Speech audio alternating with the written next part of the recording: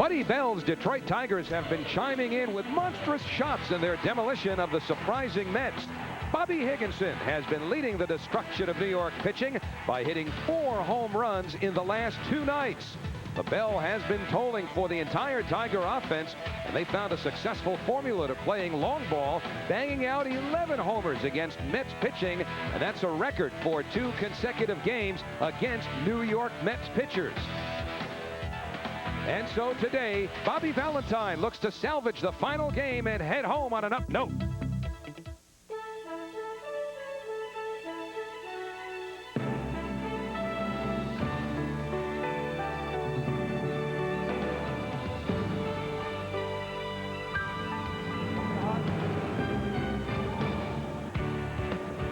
The baseballs have been flying out of this place the last couple of nights. Records set by both teams. Some positive, some dubious. But here at Tiger Stadium in Detroit this afternoon, it's the final game of a 3-game series between the New York Mets and the Detroit Tigers. Hi again, everyone. I'm Howie Rose along with Fran Healy. The Tigers set a team record by hitting 11 home runs in 2 consecutive games, Monday and Tuesday against the Mets. Of course, the dubious side of that record is it was the first time that the Mets have allowed that many home runs over 2 straight games. The previous record had been 8 against the Mets in 2 straight. But as far as what's happened in these interleague games, not only have they not been particularly friendly to the New York Mets, that's been the case with the entire National League. The American League with an 8-win advantage so far in interleague play. And of course, this will be the final game of this series, and then the Mets will see the Toronto Blue Jays and the Baltimore Orioles later in the summer, Fran. But once the Mets get out of this funk, whether it's today or the next day or the day after, they're going to need a more consistent performance from Bernard Gilkey, who could have been a hero last night. Yes, he could have, Howie. Last night, the game ended on a fly ball to right field off the bat of Bernard Gilkey. And Gilkey a little bit behind the fastball. It's probably now more mental than physical as far as this slump is concerned. He's taking pitches he can hit, and he's swinging at pitches he's had trouble with. He was behind on that fastball ball he usually handles, and look at his reaction. In order for the Mets to continue on this season and be successful, they have to get a productive Bernard Gilkey. He's too important to this ball club. And they'll need a productive effort out of pitcher Dave Malicki this afternoon. He'll face Willie Blair for the Tigers. Final game, 3-game series. We'll be back with the first pitch of the afternoon right after this.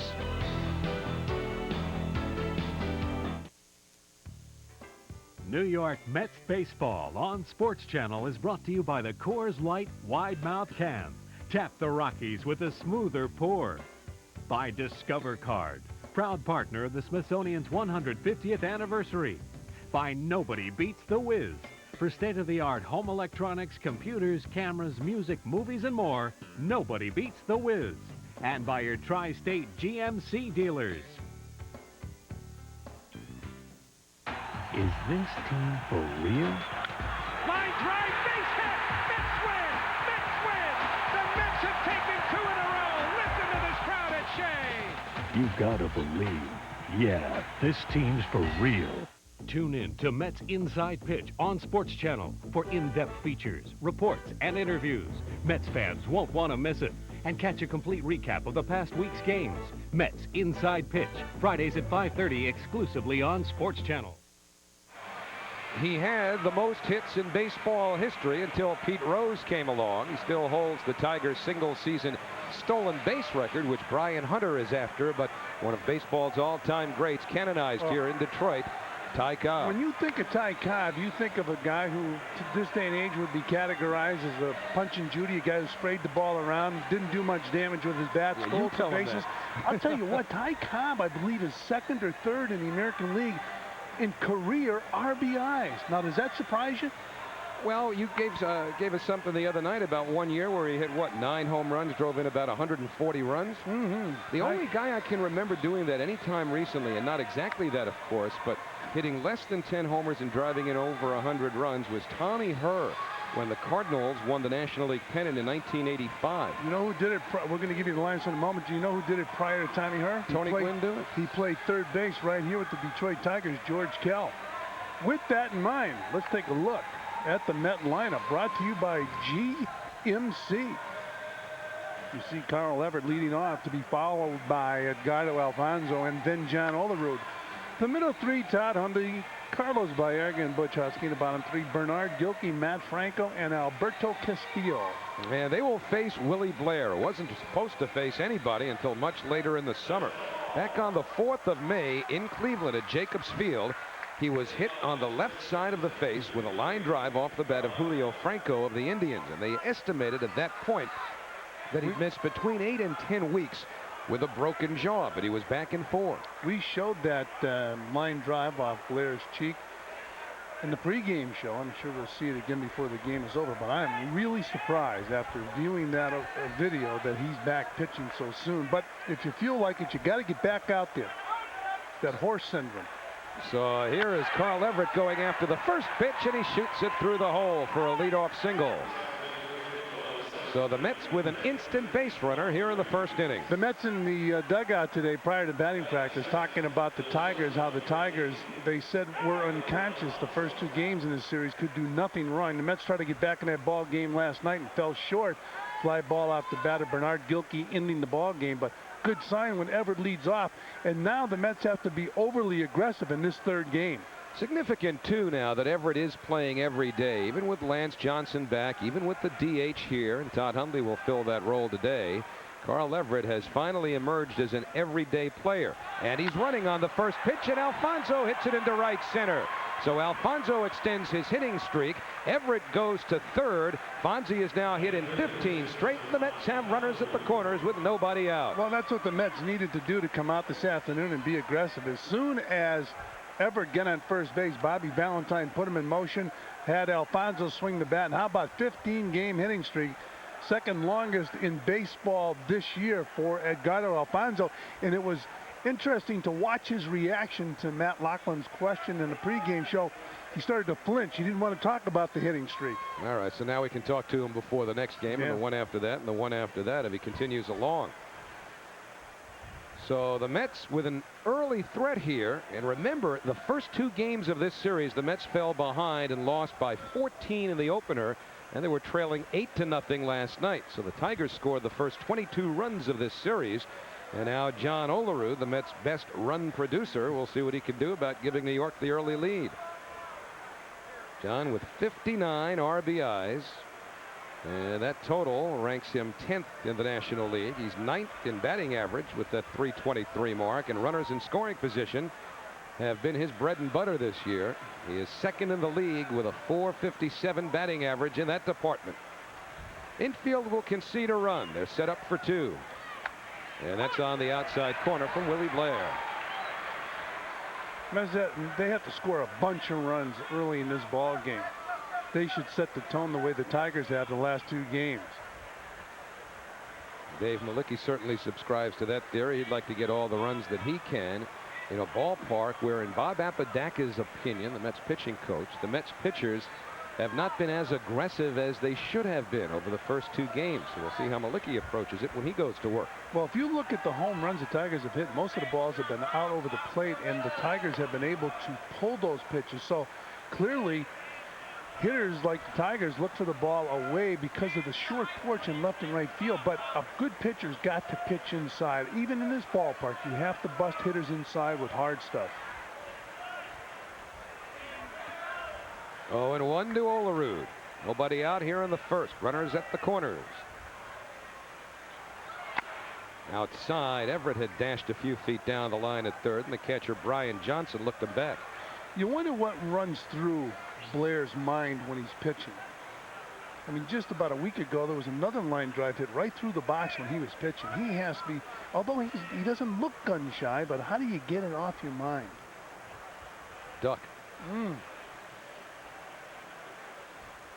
Remember Wally Whitehurst, when he pitched for the Mets, had more balls hit back through the box probably than any Mets pitcher I can remember. A former Tiger, Walt Terrell, was also in that category. And the 1-1 on the outside corner. Good pitch to Olerud.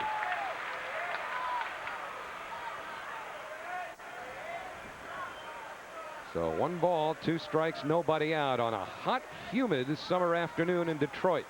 The forecast for thunderstorms later in the day. That's Everett at third. Alfonso is at first.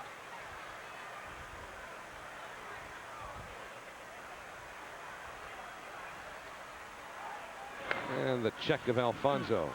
Paying an awful lot of attention to Edgardo Alfonso, but we talked about how the Mets got to be aggressive. But I got to believe Bobby Valentine will keep that hole open for John Olerud, although Olerud uses the whole field.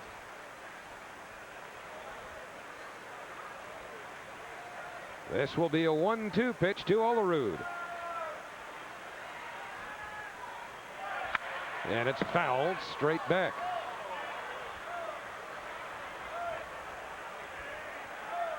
The hole on the right side doesn't mean as much to Olerud as it would to Hundley. Remember, Olerud was kept out of the lineup on Monday night. Bobby Valentine electing to give him the night off. There was a left-hander going, and Olerud had a big day with 2 homers the day before in Pittsburgh. And John came right back last night, went 2 for 5 with an RBI. Alfonso putting his wallet back. And the 1-2 pitch inside, just missing, and the count evens.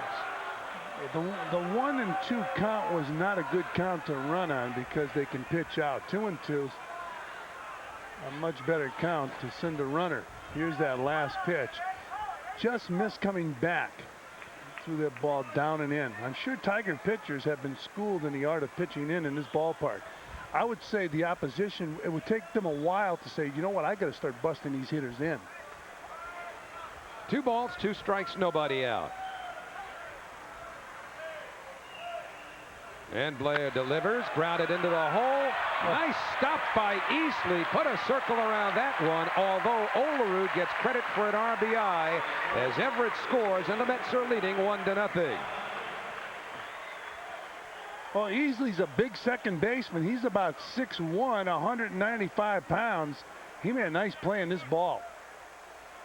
This can stop their momentum. Olerud going out and pulling the ball that was out over the plate. Fine play by Easley. Well, last weekend in Pittsburgh, in similar situations, the Pirates did not pitch to Todd Hundley. The Tigers will here with first base open, Alfonso at second, and 1 man out. A run in, it's 1-0 New York. Of course, it depends on who's batting behind Hundley, and Bernard Gilkey's been struggling. In Pittsburgh, he was behind Hundley, so the Pirates opted to pitch to Gilkey. In this case, you got Carlos Baerga, who can do some damage, and Buddy Bell knows it because he was a coach in Cleveland when Baerga was playing second base there. Upstairs, 2 balls, no strikes to Hundley. I'll tell you, I'd love to see Hundley, see how far he can hit a ball in this ballpark. I mean, the batting practice balls are shooting out of here. How about Curtis Pride hitting a ball off that facade out there in right center field, almost dead straight center field last night's game? Todd, the designated hitter today for the first time. Bounced it foul. I asked Todd before the game, so what do you think of this DH stuff? He says, I don't know. I guess it's sort of like pinch hitting 4 times. So I said, well, what are you going to do between at-bats? He said, eat. Well, it is good. It gives Bobby Valentine an opportunity to get Todd 4 at-bats, and he'll be well rested. He won't be catching in this humidity. Yeah, but you catchers, man, all you do is think about chewing. Absolutely. You got to eat. That's an important part of the game, especially between innings. It'll be a 2-1 to Hundley, and it's upstairs. So Willie Blair struggling here in the first inning. The Mets have touched him for a run. Blair allowing back-to-back singles by Everett and Alfonso, saved by a defensive play by the second baseman Damian Easley, although a run scored on Olerud's ground out. And so Buddy Bell with some early concern.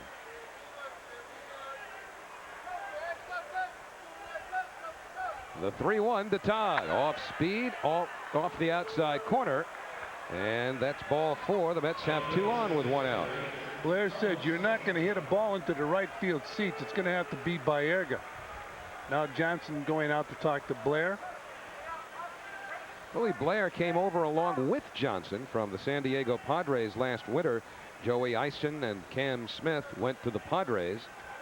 So this former San Diego battery will now go after Carlos Baerga. And it's amazing because Johnson's been told that he is on the trading block. Yeah, in fact, there are rumors about him going to the Red Sox Bill Hasselman is injured, and the Red Sox looking for a catcher. Matt Walbeck, another Tiger catcher, set to come off the disabled list. This could be a showcase job for Johnson.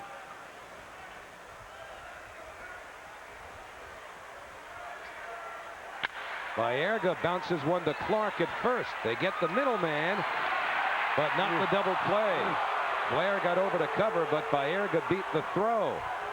So the fielder's choice, 2 men out, runners first and third. Clark looks good around first base. We talked about him on the pregame show, the most underrated player in the American League, getting a job done, getting the ball to second base. Miller assumed he had no play at first. If he caught that ball and was more aggressive and got some mustard on the ball, this is double play. Why not? 3, 6. Now watch Miller. Not very aggressive coming across that base. That should be a 3-6-3 double play.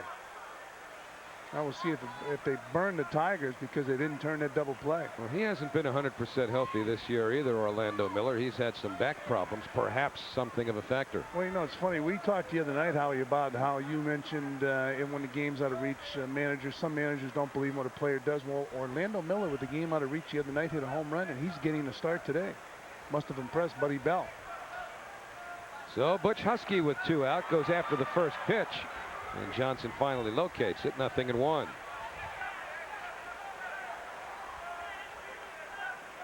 Butch 0 for 4 in last night's ball game. That's Alfonso at third base. And Baerga at first. I know, day games after night games. I'll tell you, they can catch up on you, can't they? Well, with the day after the night, you've got Hundley DHing, Castillo catching, Orlando Miller playing shortstop. But you know, I like the atmosphere day game after night game. I love day games, period. Do you? Day games after day games. Husky checked his swing. It's 1-1. Well, you see the ball very well in this ballpark because of the background. Also, you see the ball much better during the day than you do at night. Now, most players like to play night games because they have been indoctrinated into baseball playing night games throughout their minor league career. So they're used to getting up around 11 or 12 in the morning, like Howie. 1-1 to Husky. And more attention paid to Carlos Baerga. What do you think with 2 out? More attention than needs to be paid to Baerga there? Absolutely. You got to get this hitter. Gilkey, who's struggling, is on deck. Mets with a run in here in the first with their first lead of this series.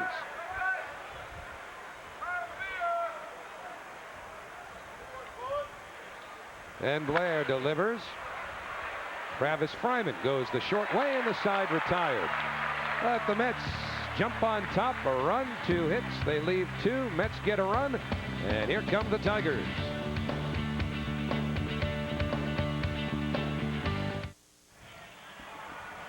Mets with a lead here for the first time in this 3-game series, which concludes this afternoon. And now the Detroit Tigers will send up this group of gentlemen to go after Mets pitcher Dave Malicki. The Tigers lineup brought to you by Ford. All right, Howie. Brian Hunter will lead it off. He'll be followed by Bobby Higginson and then Travis Fryman. The middle 3, Tony Clark, Bob Hamlin, and then Damon Easley. Bottom 3, Curtis Pride, Brian Johnson, and then Orlando Miller. And Dave Malicki for the Mets, hit hard by the Pirates last Friday night. Gets a fastball over to Hunter, 1-0. It's early in the ball game, and Malicki has to start throwing that curveball just to get the feel for it. And of course, you want to keep this fella off base, leading the major leagues in stolen bases. 1 ball, 1 strike. 29 steals, including 26 of his last 29. And he also has a 7-game hitting streak he's working on. That's off the outside corner. 2 balls and a strike. Malicki lasted just 4 innings against Pittsburgh, gave up 9 hits and 6 runs. And that's after winning his previous 3 starts. These numbers brought to you by Toyota. And a chopper. Long throw for Alfonso. And he gets it there. I'll tell you one thing. The Mets have some shortstops. This kid can play shortstop. Imagine his versatility and his value. He's an outstanding defensive third baseman. He's also a very solid major league shortstop. He gets rid of the ball, bounces it to Olerud, and they get the speedy Brian Hunter. What a player Alfonso is, and he is still maturing, more experienced, will get stronger, will hit the ball farther. He just made an AstroTurf play on a dirt infield. Upstairs to Bobby Higginson. Wasn't Dave Concepcion the first shortstop to popularize the one-hop throw to first on the artificial surface? Yeah, but he did it because he had a bad arm. I mean, at one time he could really throw, then he hurt his arm, and that's when he started bouncing the ball. Alfonso off balance as he had to field that slow chopper. Tell me another team that you can remember that had 4 guys on a team that could play solid major league shortstop. Remember the '62 Mets? Olerud to Maliki covering. They finished the spring training play 2 men away. I mean, you had Elio Chacon, you had Felix Mantilla who could slide over and play short. I mean, that was a ball club. Can you imagine, on this ball club, 4? I'm not talking about you taking a chance by putting somebody at shortstop. When you put one of the 4 guys at shortstop, they can give you a very good effort and impress you defensively. It's hard to believe. Well, Luis Lopez not playing today, and he's here because those 2 fellas aren't available either. Ray Ordonez on the left, Manny Alexander on the right, but they're both on the way back. And now you've got the hat trick. Triumvirate of shortstops. Travis Fryman, the Tiger third baseman, has played there as well, and he takes a strike from Maliki. And they've had the Latin American influence, all 4 players, Latin players.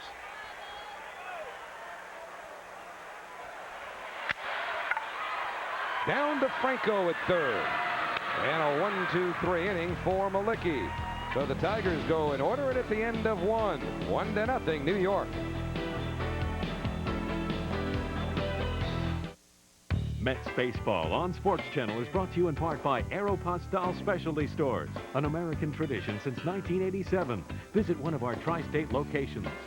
50 years ago, Jackie Robinson changed baseball forever. Join us Independence Day weekend as the Mets battle the Marlins and host a 3-day tribute to the man who broke baseball's color barrier. It all starts Friday the 4th of July with a spectacular fireworks display. On Saturday, it's Jackie Robinson Poster Day. Plus, the Mets will donate 50% of that day's single-game sales to the Jackie Robinson Foundation. Sunday, July 6th, it's Negro League Cap Day. Call 718-507-TIXX and get your Mets. Well, he might not be playing yet, but we've still found a way to make Manny Alexander a featured performer on our telecast. He's the subject of our GHI injury report. And he will report to St. Lucie if he receives that medical clearance. 3 games he'll play in the minor leagues. You know, I'll tell you, as a player, I wouldn't want to hear those words, minor league rehabilitation. Well, the rehab, the rehabilitation, that's the key word there. Yeah, but there's some guys that go down and they take that rehab off at the end and you stay there. Well, I got to think Manny will be back when his rehab is over with because he's proven his versatility. Bernard Gilkey trying to get untracked at the plate. That's been a season-long storyline accentuated by last night's final at-bat. Yeah, and we mentioned it at the time. It's more mental now than physical, and it's really going to be tough for Gilkey to come out of this. Although it's amazing. I mean, outwardly, it looks like he's very confident, and he talks in confident tones when you discuss it with him. But a lot going on inside that head. He hits this one the other way. Bobby Higginson drifts back, and there's 1 out. You notice a lot of balls Gilkey is hitting. He's hitting behind the ball, whether it's the fastball or the breaking ball. Of course, the breaking ball, you want to go the other way if it's a good breaking ball, but he's late on with his swing on the fastball, and that's a bad sign. There's almost indecision involved as you look at the umpires. Chuck Merriweather behind the plate, Jim Evans at first base, Larry McCoy out at second base, and Terry Kraft out at third. Evans and McCoy were working in the American League when you caught in the American League, right? Yeah, you know, it's funny. I've never seen... Maybe they weren't. All of a sudden, that's a long time ago. Nothing personal. It is personal, and I'm taking it personal. But they were... Want to know to Matt Franco. They were in the American League, and it's the only time I've ever seen. I was in a restaurant one time with Reggie Jackson, and Reggie sent over a drink to Jim Evans, who was alone at a table, and I've never seen a player do that. Of course, maybe that's changed. On the outside corner, 1-1. And I'm sure Jim Evans that night was probably drinking Coca-Cola. Reggie was leaving nothing to chance, looking to cover all the angles. And Matt Franco visited here in Detroit by his uncle Kurt Russell this week.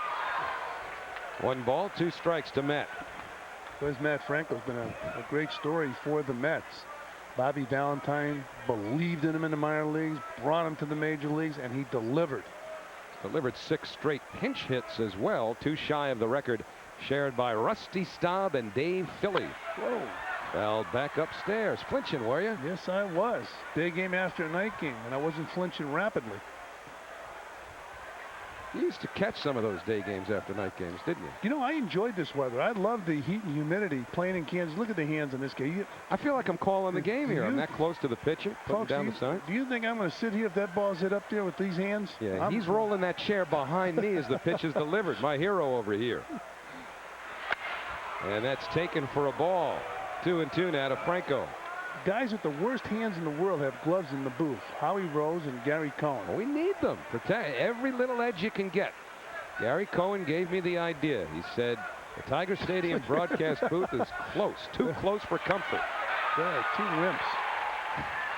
So Franco out on strikes, 2 men out, nobody on. Let's take a look at the Tigers defense, brought to you by the new Dodge. We see Clark, Easley, Miller, and Fryman in the infield. Pride, Hunter, and Higginson left to right in the outfield. Johnson behind the plate. We're talking about playing in weather like this. I'll tell you, it's much easier to play this game in weather like this. You're relaxed, you're loose. Still getting over the 2 wimps line. I apologize. Wait, will miss one. Then I could deal with it, but Mr. Cohen might have something to say to you. He's a black belt, I heard. Lock the door. There's Fran in that foxhole again. Here's Alberto Castillo getting the start. For him, a rare start, and he looks at ball 1.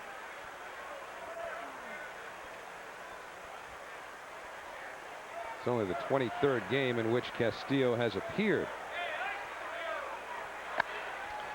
This might be the biggest surprise of all, because Bobby Valentine had it in his mind that he was going to rest Hundley as much as possible this year, and Castillo would play a lot more. He felt he was an outstanding receiver, and I'm sure he is.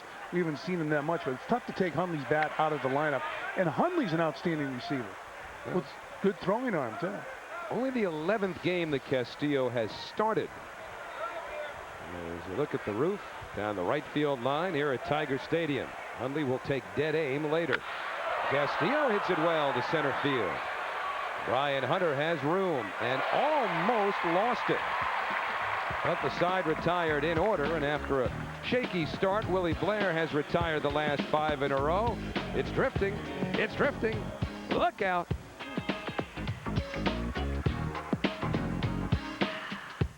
The hitting streaks, the homers, the shutouts, and the saves. Follow the best in baseball this season. Penn and Chase, Thursdays at 5:30 on Sports Channel. Hey, fans, get ready for Sports Channel's live pregame coverage of the 1997 Major League All-Star Game with All-Star Cleveland American Sports Classic. First, visit our website at www.sportschannel.com for information on how you can be part of the show. Then be sure to tune in for Sports Channel's 2-hour special live from Jacobs Field on June 8th. All-Star Cleveland at American Sports Classic. That's Tuesday, July 8th from 6 to 8 p.m. on Sports Channel. Tony Clark is the Tigers' leading home run hitter, yet he has nothing in that department in the first 2 games. Is that significant? Well, you wouldn't think so ordinarily until you stop and realize that the Tigers have accounted for 11 home runs between Monday night and last night. He has some nice things to say about Jason Isringhausen and Bill Pulsifer, who he faced in Double-A ball on our pregame show. That's hit hard by Clark, but a foul ball. Also a first-class guy. In fact, before the ball game, our producer Steve Dance and our director John Moore went into the clubhouse to get him for the interview. And when they arrived in the clubhouse, he was halfway through a big sandwich, and they explained to him, they said, we only have so much time to do it. He said, you know what, I'll do it right now. So he put the sandwich, half of the sandwich aside. You grabbed the other half? No, he went out. We went out, and we did the interview, and lo and behold, John Moore ate the other half while we were gone. I knew that other half wasn't going to last. Good job there by Tony Clark cooperating at the cost of some food. And he hits that one to deep center field. Everett going back, and he can't come up with it. 1 hop off the wall.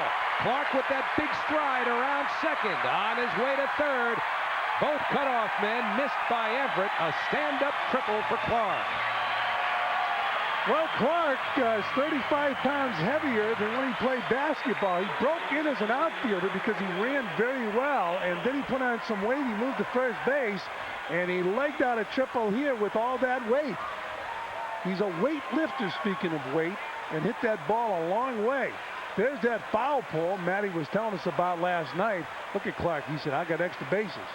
I got a double. No, I might go to third. How he mentioned those long strides, he made it easily into third base. Well, that's another example of what you were talking about before, taking the outside pitch and driving it.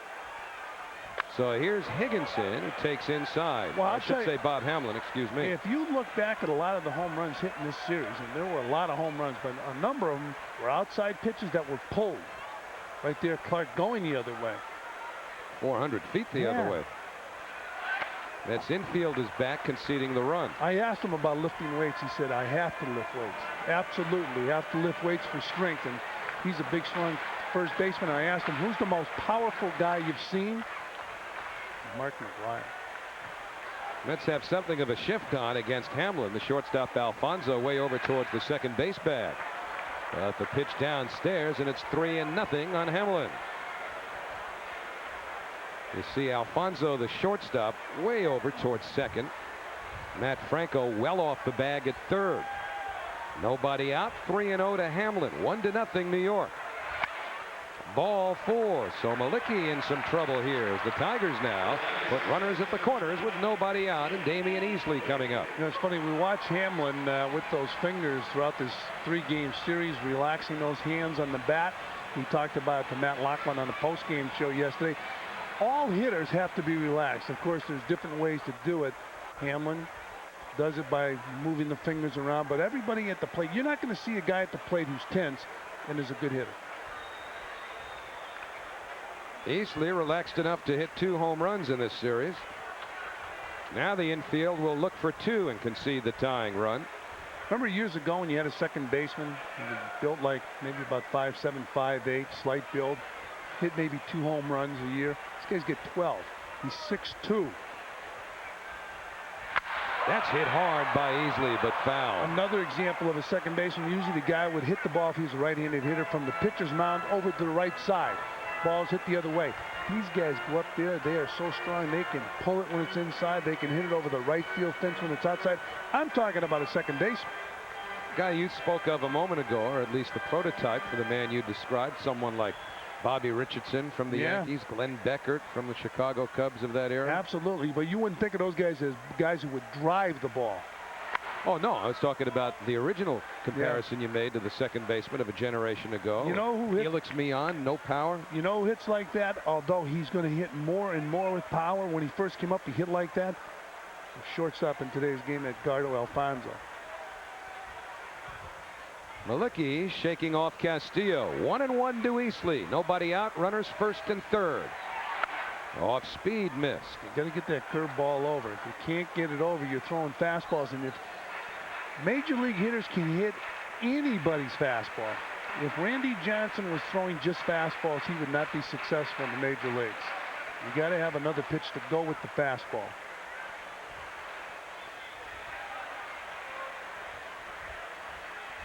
And the 2-1 breaks in for a strike, and the count evens. If you're a relief pitcher coming out of the bullpen for 1 inning, you can come in and rear back and throw a fastball. If you can get up there around 95, 98 miles per hour, you can go through 3 or 4 or 5 hitters with just a fastball. But when you're a starting pitcher, you have to have at least 2 pitches. Clark at third, Hamlin at first. 1-0 New York. Nobody out here in the Detroit second. And that is just off the inside corner. So a decision here for Buddy Bell with a base runner Bob Hamlin, a slow runner at first, nobody out. The Mets up a run, and Tony Clark at third base. How about Easley, who's got a bat in his hand right now? We mentioned the 12 home runs. He has 7 home runs in his last 17 games. That's respecting that power deep and left and right. Runner not going, and the check swing popped up to the infield. Easy play for Alfonzo, and that's as good as a strikeout for Malicki. 1 away. So that forces Clark to hold on at third and Hamlin at first. Well, you see the reaction. That's a bad ball. Easley tried to check his swing. Big break for the Mets right there. You see Easley's reaction. You don't mind fouling it off if it goes into the seats, but you don't want to do that. This kid's been red hot with the bat. So Easley retired, and Curtis Pride will be the batter. The former Met farmhand went to the Montreal Expos. Virtually deaf. That story has been chronicled throughout his playing career. Where's the hearing aid? And the Mets now set the infield back, trying to end the inning with a double play. But the fastball misses inside. The owner of the Detroit Tigers owns that Little Caesars, the sign behind home plate. That's Mike Ilitch, who also owns the Stanley Cup champion Detroit Red Wings. That's the National Hockey League there, Frank. Hey, I follow it. I met Eddie Shore once. Probably when he was playing. No. 1-1 to Pride. So Malicki in trouble here. Gave up a leadoff triple to Clark. Walked Hamlin. But on the check swing, Easley popped up. 1 ball, 1 strike to Curtis Pride, a relative of the country singer Charley Pride. Charley Pride wanted to be a baseball player in the worst way. He used to work out with the Texas Rangers when he was on tour. Who was it who used to work out here with the Tigers? The guy from Tom Selleck, right? From Magnum? Tom Selleck. Used to take BP here. David Hartman used to work out with the San Francisco Giants all the time. And the 2-1 to Pride on the inside corner. So the count evens 2-2. Kurt Russell worked out with the Mets in Houston. Kurt Russell's in pretty good shape, isn't he? Yeah, real trim. We saw him, as you mentioned, at the Astrodome earlier. Hamlin not quite as trim. The runner at first. Clark at third. And the 2-2 just missed. So another full count. Last time, with Easley batting on 3-2, Hamlin was not running at first. Let's see if Buddy Bell puts him in motion here to try and kill any chance of an inning-ending double play. Malicki laboring here in the second. That's with a 1-0 lead. And Malicki just trying to keep the base runners close and get a feel. Well, Clark was close to third base, but Matt Franco so far off third base that play's ineffective if the third base was that far away.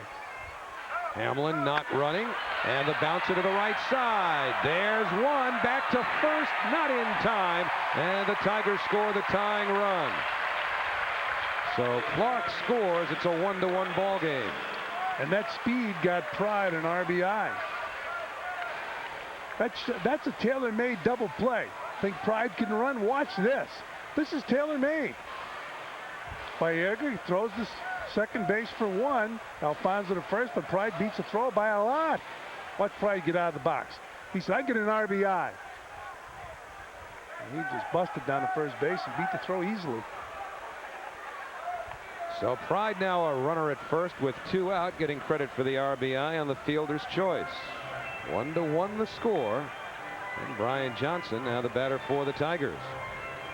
He hasn't played much lately, but he's hit in the last 5 games that he's played. A good move by Malicki there. In fact, Johnson 7 hits in his last 14 times at bat, but as we mentioned before, this could be something of a showcase for him. And Walbeck ready to come off the DL. He's another catcher in the Tiger organization. And the rumors centering around the Red Sox as a next location for Johnson with Bill Hesselman hurt. 0-1 to Johnson. Tough to play in a game like this when you know that tomorrow you could be someplace else.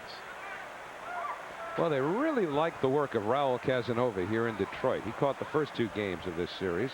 A one-time Mets farmhand. He's going to get most of the time behind the plate for Detroit. And the 0-1 breaks in for a strike. So Malicki now in front of Brian Johnson, 0-2. Brian Johnson, when he was at Stanford, was not a catcher. He was a third baseman.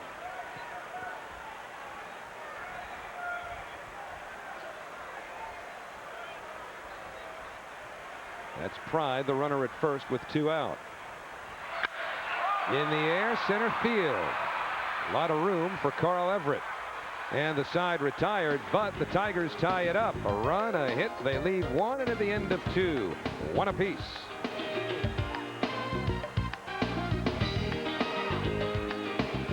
Strong man, is capable of hitting a lot of home runs. I think you know, when he's hitting the ball to right center, he's real dangerous because he can hit the ball out to any part of the ballpark. So I think he's been, you know, awfully impressive. Well, today's game is brought to you in part by Chase. The right relationship is everything, so says Ray Ordonez. And hey, you know what, he's got that rhythm, and when you're in Detroit, you have rhythm because this is Motown, and Motown is going to be at Shea Stadium this coming weekend. I'll tell you what, Motown's coming to Flushing as part of a big Jackie Robinson 50th anniversary weekend the Mets will hold. 4 games with the Florida Marlins. Now on Friday night, July 4th, it'll be HIP fireworks night. Then on Saturday the 5th, it's Chase Jackie Robinson poster day. And half the money the Mets receive in single game sales for that game will be donated to the Jackie Robinson Foundation for use in awarding college scholarships to minority candidates. And then after the game, Johnny Maestro and the Brooklyn Bridge, Martha Reeves and the Vandellas and the Miracles will all perform. We've got a concert at Shea this weekend, too. Carl Everett fouls the first pitch off. And then on Sunday, it's Chase Negro League Cap Day with everyone attending the 140 game between the Mets and the Marlins, getting a cap from Jackie's Negro League team, the Kansas City Monarchs. Compliments of Chase. And that souvenir, compliments of Bobby Valentine. So 1-1 here in the 3rd inning. 0-1 to Carl Everett, who singled on the first pitch of the afternoon. He didn't lay the bunt down, but he has done so much more in terms of utilizing the bunt or making that third baseman think about the bunt. That's one of the reasons Fryman's in so tight at third. He didn't even show bunt very often last year. But he's done a nice job with the bunt this year. He's been pretty deliberate. He tips it off, but he runs so well. Once he gets it down, it's tough to get him. Now, if he learns to slap that ball the other way, he's going to pick up some base hits with a third baseman in on the grass. Carl raised his hand up the bat to ask for time, granted by Chuck Merriweather. 2 balls and a strike on Everett.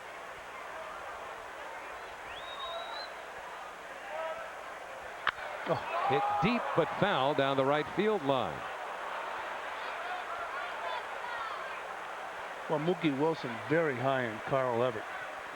Mookie's had a lot to do with honing Everett's skills a little bit more, influencing him on the bunt, particularly base running. You know, Everett's been a much more aggressive base runner this year, and Mookie's been a big reason why. With his speed, I can't believe it took him so long to get confident in stealing bases. He was telling me when he was in Florida, he was playing high school baseball, so he wasn't able to train for track. At the end of the baseball season, he would run in a state track meet and win it. Nothing but air. Everett down on strikes. The second strikeout for Willie Blair. 1 gone in the 3rd. You know, with nobody on base, Blair has worked very deliberately today. Yeah, last pitch, throwing the ball out of the strike zone, and Everett chasing it. That's that 12-6 slider that Willie Blair throws they talk about. Almost acts like a split, doesn't it? Yeah. That's 12 as in 12 o'clock, 6 as in 6 o'clock. Dropping straight down.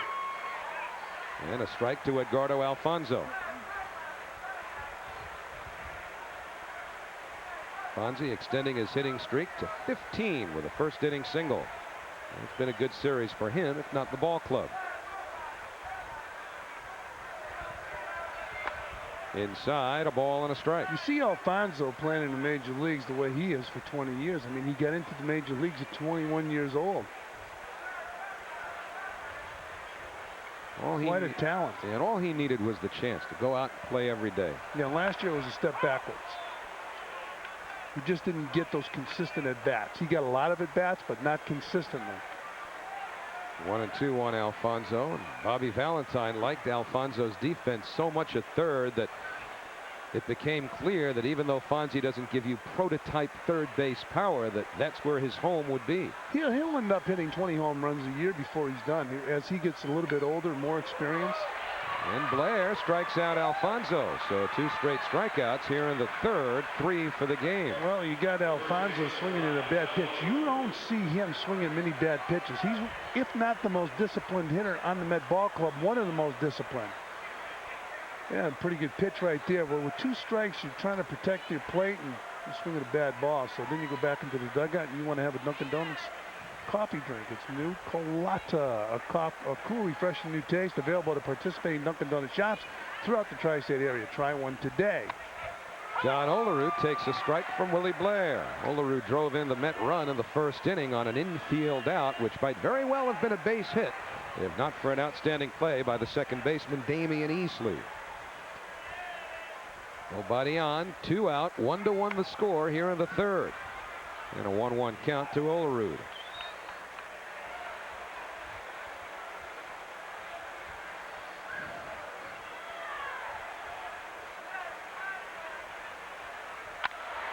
And a slow roll to short. Miller against the slow runner throws him out, and the side retired.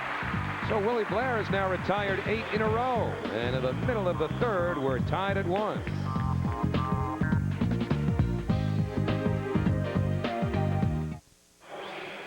Well, they're dancing in Motown. Well, they were a couple of weeks ago when the Red Wings won the Stanley Cup. And now Paws is getting into it. He's recruiting. Does he have a taker? Well, he's going after the Mets there.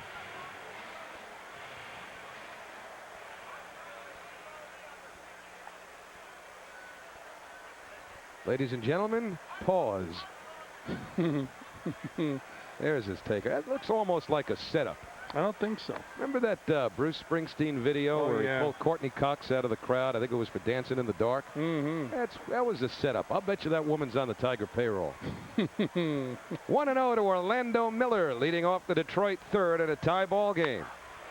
And the count evens. Well, the other night, Orlando Miller got into a ball game that was lopsided and hit a home run. He was standing lopsided earlier this year because of a bad back. One of the reasons that average is so low. He didn't play that much. He was on the DL. Might have gotten himself a start in this game because of that home run. I know you're a believer in forget it when it's out of control. But you can impress a manager even when the game is lopsided. Day game after a night game. Tell you what, Bobby Valentine was very impressed with the work of Davy Cruz, who has played shortstop for the Tigers the last 2 nights. Said he reminded him some of Alan Trammell defensively. On the outside corner, Miller out on strikes, 1 man away. Well, Sports Channel and GHI salute Mark Harris, the GHI health insurance broker of the day. Contact a GHI broker for all your health insurance needs. By the way, you're not going to rest a young shortstop a day game after night game. Miller impressed Buddy Bell. He got in a lopsided game. I know that goes against your philosophy. I learned from your former manager, Billy Martin, about that. Hunter to the hole. Nice pick by Olerud. The race is on, and it's won by Hunter. Malicki tried to tag him and missed, and Hunter got to the bag first. Well, Hunter, one of the fastest runners in baseball, batting from the right side of the plate, beat Malicki over to first base. So Dave Malicki unable to beat Hunter. Olerud leading him with the toss. Now, with that speed, this guy's got to be able to run 290. He's been hitting 230. Malicki just missed him with the glove. Good body movement. The great race is on. Now look at Hunter. Whoop, I'm getting out of the way of the tag. Good base running by Hunter. How about that? While he was running full tilt, he used his body to get out of the way of the tag. Now he's going to steal second base. In a 1-1 game, you would think he'd be running. He has stolen 26 of his last 29. And with that speed, you have to figure as long as he makes enough contact, he'd be among the league leaders in infield hits. And especially here in Detroit. By the way, that extends Hunter's hitting streak to 8 games. So Malicki will go to work on both the runner Hunter and the batter Bobby Higginson, who's done big damage this week. Showed bunt. 1 ball, no strikes. That's out of, you just can't do that. he's I guess what he did was squared around to give Hunter a pitch to steal second. I used to hate it when they would put that bat out in front of you when you were catching and then bring it right back. And Hunter chased back by Malicki. Higginson 3 homers Monday night in 3 official at-bats. 1 in his first official at-bat last night. The 4th Tiger to hit 4 straight home runs. And that's a strike, 1-1. But how about the streak breaking when he was caught looking at a third strike. Now, a real home run hitter in a groove like that would never be caught looking for a third strike, huh? I don't want to get involved. You got to go up there hacking when you got a chance for a record. He probably put a little pressure on himself with that record. He's looked good in this series. He now has 13 home runs. He had 26 last year. He's had an underrated series because of all that Higginson has done. And the fact that the Tigers have hit for so much power in this series. But Hunter's been on base the entire time, it seems. If I were the Tigers, I would get Hunter during the next offseason to work on hitting left-handed. Make him a switch hitter? Yeah. Utilize that speed? Well, he's got great speed. You know, he could bunt the ball and beat out a lot of hits. He would beat out even more infield hits if he hit from the left side. Well, the Tigers want Hunter to get on base more for obvious reason. Usually, the better leadoff men have on-base percentages of about 400, some better. Coming into this series, Hunter's on-base percentage was only 298. That's woefully low. It's at 310 now. And he's running. The pitch taken inside. The throw by Castillo, not in time. Well, Castillo very aggressive coming out of that shoot. Pretty close play at second base. If the ball's not bounced, he gets Hunter. When you got a real fast base runner, you got to make a throw in the air. Give the umpire the impression that you're going to throw him out. I'll tell you what, Castillo really came out of that shoot. He's not happy he didn't get Hunter at second base. Watch how aggressive he is. Well, he bounces the ball. Well, I'll tell you one thing. Well, Hunter got his arm in there. Good call. 40 steals for Hunter. 2-2 now to Higginson. Good call by Larry McCoy, the second base umpire. You see the hand get in there. Now, if the ball doesn't bounce, Alfonso doesn't have to come up. When a ball bounces, an infielder has to give with it. When you give with it, now your hand comes away from the base and you have to bring it back to make the tag. That ball doesn't bounce, they get Hunter. Hunter has stolen third base 9 times this year, and Higginson drives one down the right field line, but it curves foul. Maybe not as much with a 2-2 count, but Hunter always a threat to steal third base and get into position to score on an out. I tell you, as a catcher, though, you're comfortable throwing. You see base stealers against Malicki. 13 for 13. That's not a good stat. And I'll tell you, as a catcher, with the left-handed hitter up, you got a great shot at third base, and you can really get some mustard on the ball. I don't care how fast Hunter is. He better get a good jump to steal off Castillo at third base. Rounded to the right side. It'll get Hunter over, but Baerga throws Higginson out. Now there are 2 men away. And so Malicki can go after Travis Fryman with 2 out. Now the go-ahead run at third. The book on Fryman is a good fastball hitter. We've seen him hit a home run when he was up on a count to get a fastball. Hit it into the left field seats in last night's game. Malicki has a good curveball. The difference in this at bat is, will he be able to get it over to Fryman? Travis has had a good series. And you'll notice Malicki working from the stretch with a runner on third and 2 out, as most pitchers do nowadays. You know, Howie, if we could get a shot of, Hunter leading off third base. He took a quick look at Matt Franco. He's got great speed. He can steal home plate with Malicki pitching from the stretch if he times it properly and Franco stays that far away from third. It's almost unheard of these days, a straight steal of home. And that's because the pitchers generally work from the stretch with a runner on third. David Cone for the Yankees did not. Steve Beazer distracted him, and in his windup, that's when Cone walked. You see how far Franco is away from third base? See Hunter looking at Franco, coming down the line. And it's grounded fair past Franco. The Tigers take the lead. Fryman on his way to second. The throw coming into second, not in time. Double for Fryman, 2-1 Tigers. Oh, Fryman, a real solid major league hitter and a big clutch hit right there, putting the Tigers up 2-1. Here comes Bobby Valentine out to talk to Malicki. And this is unusual because Bob Apodaca usually comes out to talk to the pitchers.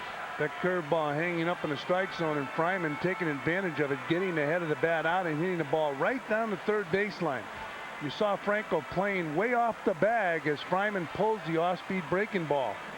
Fryman hustles into second base with the double. And he puts the Tigers up 2-1.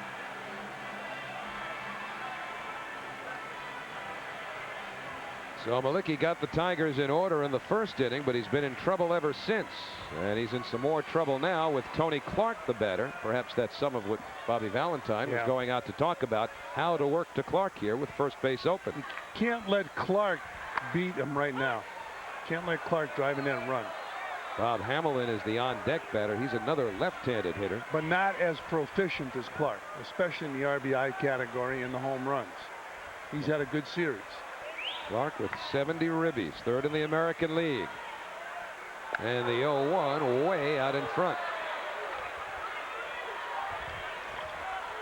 Clark played basketball for Lute Olson at the University of Arizona. We've talked about that during this series. Also went to San Diego State, but had back problems. He had to give it up his freshman year. He talked to us on a pregame show about that, and how lucky he is to be in the major leagues. And the 0-2, did he go around? No, says third base ump Terry Kraft. I thought he did. You can make your own mind up in a moment, but you can take a look at Clark. Did he hold up on the breaking ball? He went around, didn't he? Yeah, I think so. This is the angle. Everybody looks like they go around. He went around. He's around. 1 ball, 2 strikes, 2 out. And Castillo has to do a little goaltending.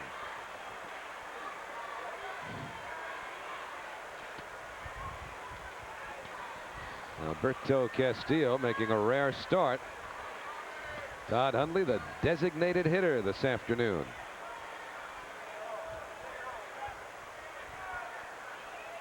Travis Fryman, the runner at second with 2 out.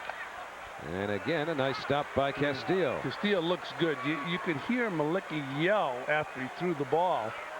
And Castillo got down there and made the catch. Bobby Valentine said Castillo's one of the best catchers he's ever seen. Has a good throwing arm. It's his 11th start behind the plate. And this will be a payoff pitch to Tony Clark with 2 out. And it's on the outside corner. A breaking ball freezes Clark. So Malicki strikes out 2 in the inning, both looking, but in between the Tigers get a run. There were 2 hits, and at the end of 3, it's 2-1 Detroit.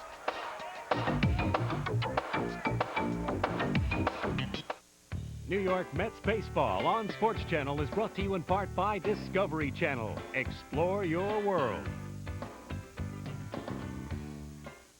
Well, there's a reason why they play day baseball. On a beautiful summer day like this, there's no better place to be than 550 feet from home plate in the uppers deck, in the bleachers, enjoying some rays. I may be the only guy here who's got a shirt and tie on, so the best I can do is get a little sun on my forearms. By the way, Howie and Fran, I don't know if you got any sunblock, but I could certainly use some because I don't want to go home looking like a lobster. All I'm worried about are foul balls. I'll take the sunburn. Todd Hundley, a left-hand batter, stepping in, so everybody on broadcast row on alert.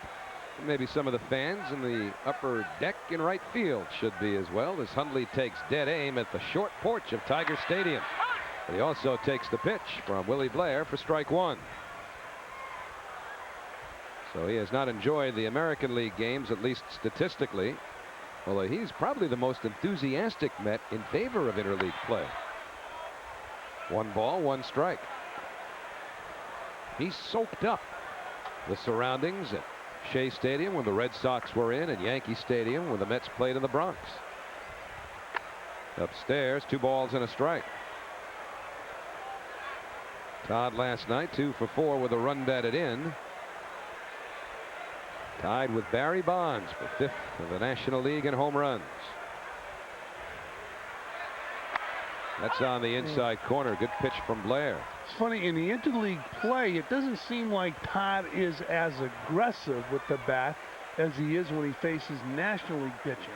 Doesn't know the pitchers. You think that factors in? No. Maybe he's looking for something that he can, put a hole in the right field wall with. So naturally, he goes the other way this time and sends a Dunkin' Donut down the left field line, but he'll hold on at first base after taking a wide turn. See, Todd could be a 300 hitter if he used the field like that all the time. There's sometimes you can't really drive a pitch or you slap it, and he did it. That would remind you of John Olerud. The way John Olerud goes the other way. And Todd Huntley hustled down to first base. He thought about a double, and he said, whoa. Curtis Pride gets over and gets the ball back in.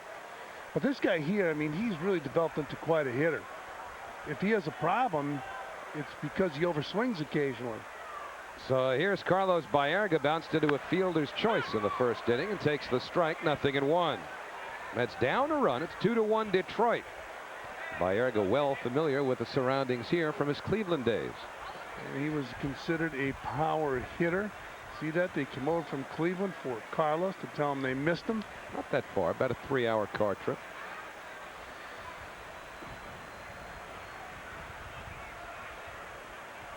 You can see Carlos being the type of player that's popular wherever he plays. Of course, you have to produce to be popular. He could become a popular player in New York. He's starting to produce for the Mets. He would like to hit with a little more power. He only has the 3 home runs. I know you were highly critical of him early in the year, Howie, about his RBI production. Well, I mean, they're halfway through the season. He's only got 27. Here's a guy who's driven in over 100 runs. Clearly, he has not been as productive as the Mets would have liked. But with the runner going, Blair gets hit again. Everybody's safe. And remember now, we talked about it earlier this afternoon. Willie Blair, hit by Cleveland's Julio Franco with a line drive on the face, suffered a partially broken lower left jaw. That was in May. This was seconds ago. Baerga hitting the ball, it's tailing away and hits it right back and hits off of Blair's right arm. He's got to be flinching. Just about a week ago, somebody hit the ball right up the middle and he ducked and just missed getting hit. Now he gets hit in the pitching arm. Looks like the elbow area with a line drive. Sure, Buddy Bell is concerned. Julio Franco is very concerned about Blair when he was in the hospital. You could see some concern on Baerga's face when he got to first base. All the major league players are well aware of what has gone on in Willie Blair's life. May 4th, Julio Franco was the batter. And look what he does here. Hits a bullet. Oh, you could hear it. And Blair's back pitching. That's the comeback player of the year. Oh boy, there he is right now, back to live action. He could hit on the pitching elbow with a line drive off the bat of Carlos Baerga. Well, you know, there's some historical perspective here pertaining to the Mets and the Tigers and a line drive off of a jaw. Of course, this is the first time they've played each other in regular season action, but they were regular spring training opponents. The Mets training in St. Petersburg many years, and the Tigers in Lakeland. And back in the spring of 1964, the Mets had a pitcher named Carlton Willie out of Cherry Field, Maine. Willie had been the Mets' best pitcher the previous year, 1963. So in '64, in an exhibition game, Carlton Willie was facing Gates Brown, the former Detroit Tiger. And Brown hit a line drive right back at Willie, breaking Carlton Willie's jaw. And Willie was never an effective pitcher after that. That effectively ended Willie's career. It could have done the same thing to Willie Blair earlier in the year, when Julio Franco hit that line drive, but Blair was back in a month. He's okay now, and will go to work to Butch Husky. Runners at first and second, nobody out. That's Hundley on second and Baerga on first. Blair and the Tigers have a 2-1 lead here in the 4th inning.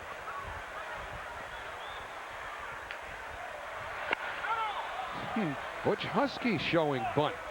Takes the ball. Oh, Butch would catch everybody by surprise if he bunted the ball, including Bobby Valentine.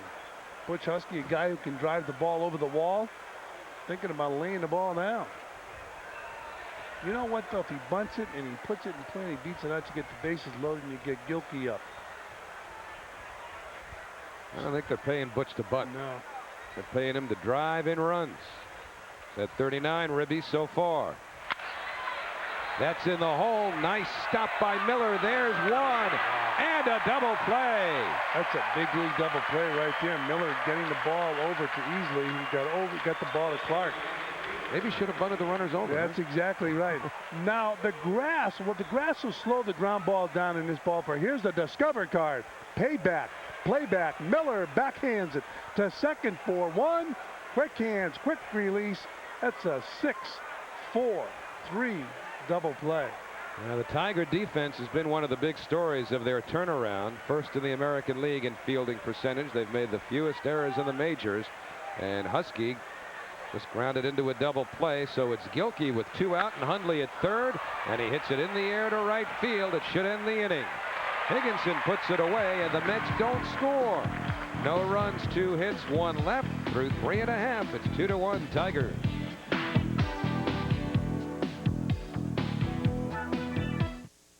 Today's game is brought to you in part by Chase. The right relationship is everything. And the relationship between the Mets and the Tigers not so hot, at least as far as the Mets are concerned, losing the first 2 of this 3-game series and trailing this afternoon. Yeah, it's tough to come into a town like Detroit. They're talking about rebuilding. They're a decent ball club.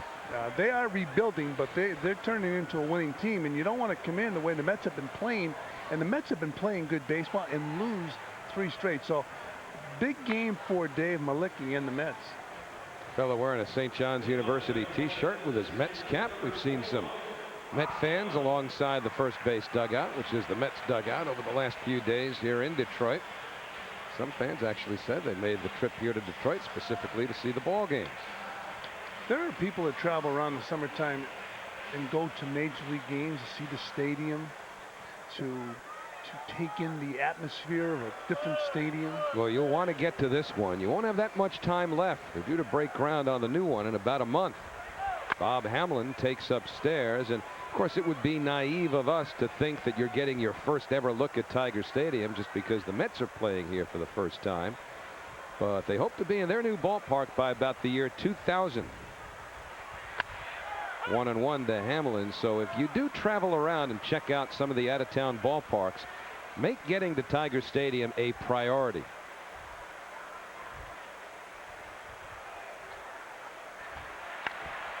Fouled back by Hamlin. 1-2. You'll probably get to say hi to Ernie Harwell when you get here, because you know, with the Tigers not doing TV today, I don't think Ernie's in the ballpark this afternoon, but Ernie Harwell treats this place like his home, and he welcomes strangers into it like the genial host. Boy, he is just a terrific guy.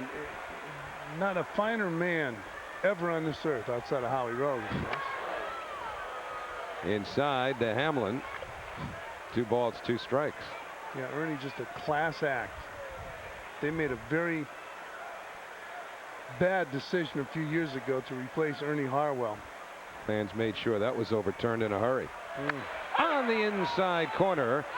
So Malicki has struck out 3, and they've all been caught looking.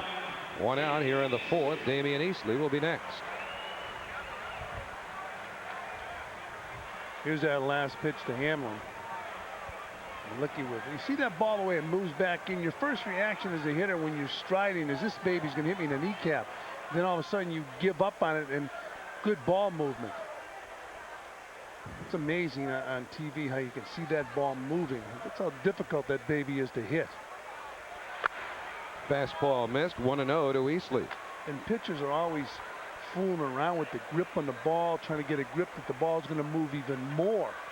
But some of you hitters say that you could see the spin, read the rotation of the stitches. I hit my eyes closed. Are you kidding me? As one who never advanced past the high school summer league level, I find that very difficult to believe that in the split second or 2 that it takes the ball to get from the rubber to home plate, that you can actually pick up the spin and the rotation. It's funny when you are in the groove and you're playing every single day and you're hitting the ball in a nice fashion. It's amazing how much time you have when you pick the ball up out of the release point. It's when you're not playing every day that the ball looks like bare aspirin tablet. That's hit deep to left by Easley. Gilkey back for a look. That's a gunner. The 3rd home run of the series for Damian Easley, and the Tigers take a 3-1 lead. And we talked about Easley before. He's a second baseman. He's about 6'2", and there's a happy young man who has a souvenir here at Tiger Stadium. But this Easley just turned on a fastball.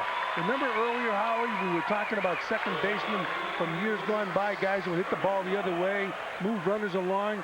Easley just brushed that baseball. Tell me a second baseman 20, 30 years ago to hit baseballs like that. Well, Dave Malicki gives up the 12th home run hit by the Tigers in this series. Downstairs to Curtis Pride. 1 ball, no strikes. Looks like a group of little leaguers out there in left field. That little guy got a souvenir.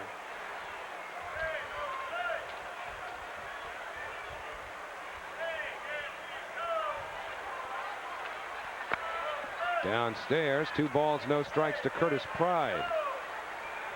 Pride drove in a run, reaching on a fielder's choice in the second inning.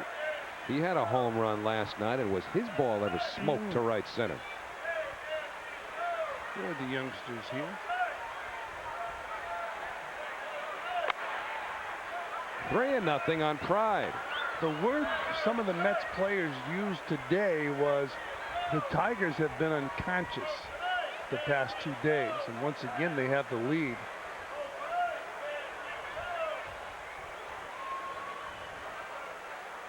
It'll be a 3-0 to Curtis Pride, and it's below the knees for ball 4. Well, the Discovery Channel sponsors this replay, and Damian Easley gets a pitch, a fastball, and you saw the ball moving in on Easley, but not in enough, and he smoked it into the left field bleachers.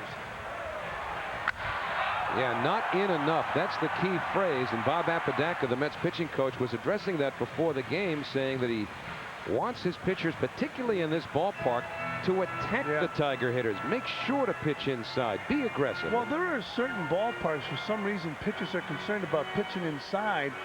And this would be one because of the short porch in left and the short porch in right. But in order to be effective, you have to make the hitter think inside before you're effective going away. Brian Johnson takes a strike, 0-1. He flied to center back in the second inning. Most of the home runs, we mentioned it earlier, in this series have balls that have been out over the plate, and a lot of those balls have been pulled with authority. So the Tigers used to being pitched away here in Detroit. Bob Apodaca was commenting on Bobby Jones' performance last night, that he almost pitched in this ballpark philosophically the way he used to at Coors Field. And of course, Bobby got over that problem this year with a marvelous performance in Denver. Now the runner goes, and the pitch fouled back. Well, like anything else, you know, pitchers have heard of different ballparks. You hear Coors Field, so you kind of react to the field. You've heard of Fenway Park, you react to it. You react to Wrigley Field, and this is another stadium pitchers would rather stay away from. I mean, this is an ideal hitter's ballpark. Used to be at one time, pitch the guy out over the plate. He'll hit fly balls to center field. Well, sometimes here in Detroit, they hit a fly ball to center field. They're so strong, these players, they hit it over the center field fence. Well, that last shot we showed you, that's about a perfect baseball setting. A panoramic view of Tiger Stadium. That's not a perfect distance for the power hitters. They'd like dead center to be a little closer, but it's part of the charm of this stadium. But there are guys now reaching that 440 mark. Is that about perfect? If you pull back just a little further and you see the entire Tiger Stadium landscape, this doesn't get any better than that.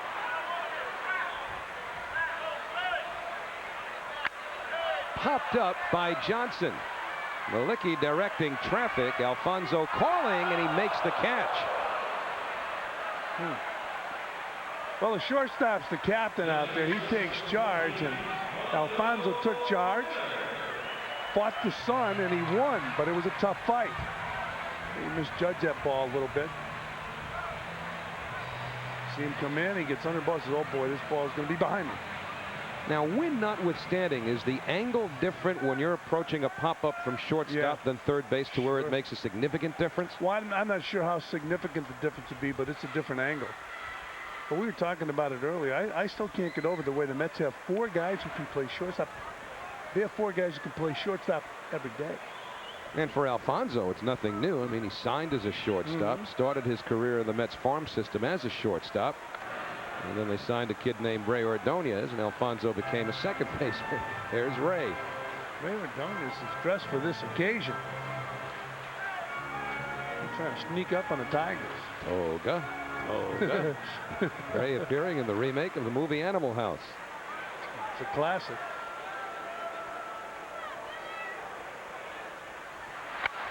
That's a strike to Orlando Miller, 0-1. Tigers with a 3-1 lead. They have hit 12 home runs in this series. All the home runs in this series have been hit by the Tigers. And Miller has shown some power in the past. Larry Larkin, the starting shortstop on the National League All-Star squad, but he'll have to be replaced. He's had injury problems. Now the runner goes, and the pitch looped over second for a base hit. Pride can coast to third. He's being held there as the ball comes back into Baerga.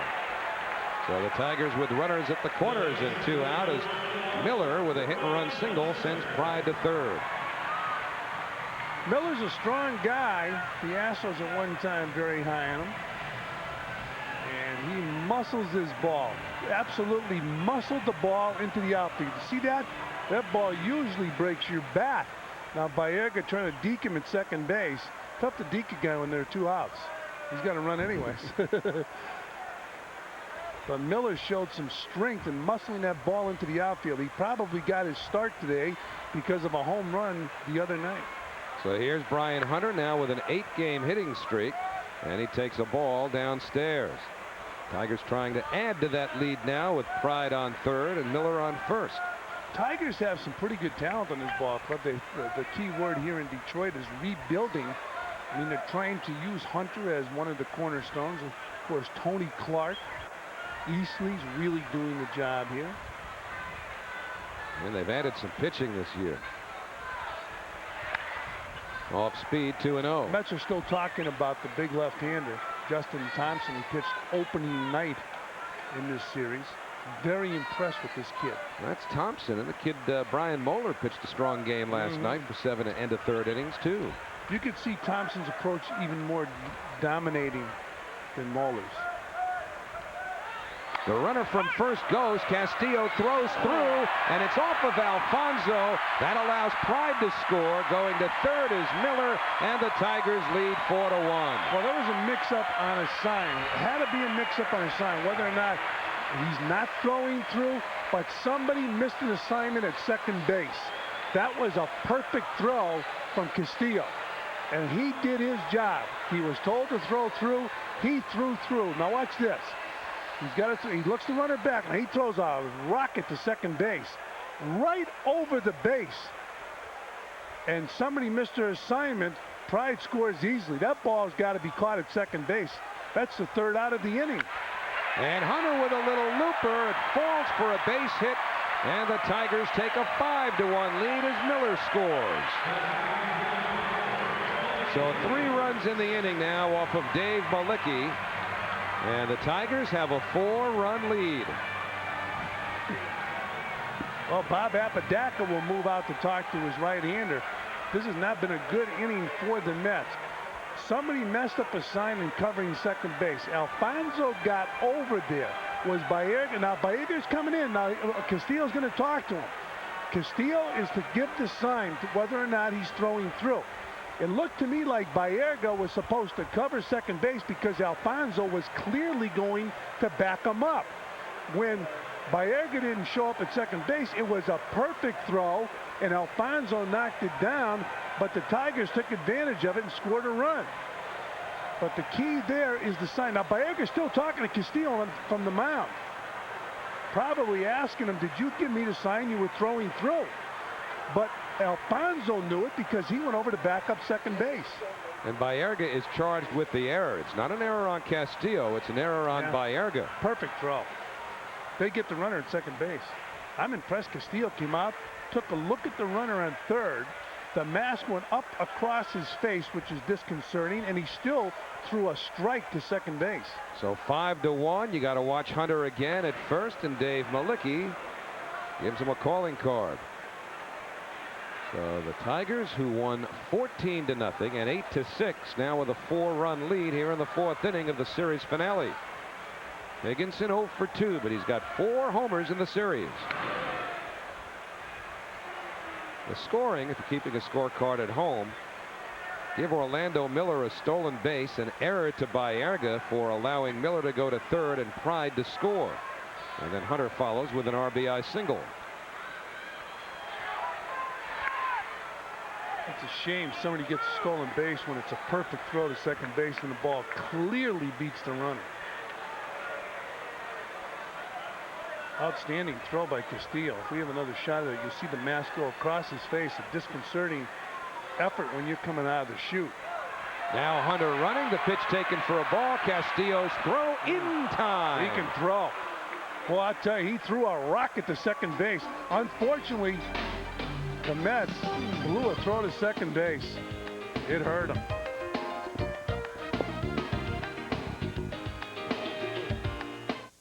Well, last inning, Damian Easley hit a home run into left field, and Brad Tynan was the young man who caught the ball. He's 9 years old. He's here with the Latchkey program. And Brad, your mom said when before you left, catch a fly ball, you did it one better, huh? Yep. How does it feel to catch a home run ball here at Tiger Stadium? Good. Well, that says it all. Listen, you won something special for catching it. Well, tell us a little bit about it. I won 2 season tickets to the Tigers game, and I'm bringing my dad. All right, so Dad and Brad will be here next year. Season tickets for catching a home run here at Tiger Stadium, fellas. That's a nifty promotion. It really 2 balls, is. no strikes to Franco. Remember, you played in Candlestick before it was totally enclosed, I think, or maybe it was enclosed once you got to the Giants. But remember the kids used to come out of the bleachers behind that chicken wire fence to try and catch home runs when Mays or McCovey or Cepeda were up. They'd have been killing each other if it meant 2 season tickets. 3-0 to Franco.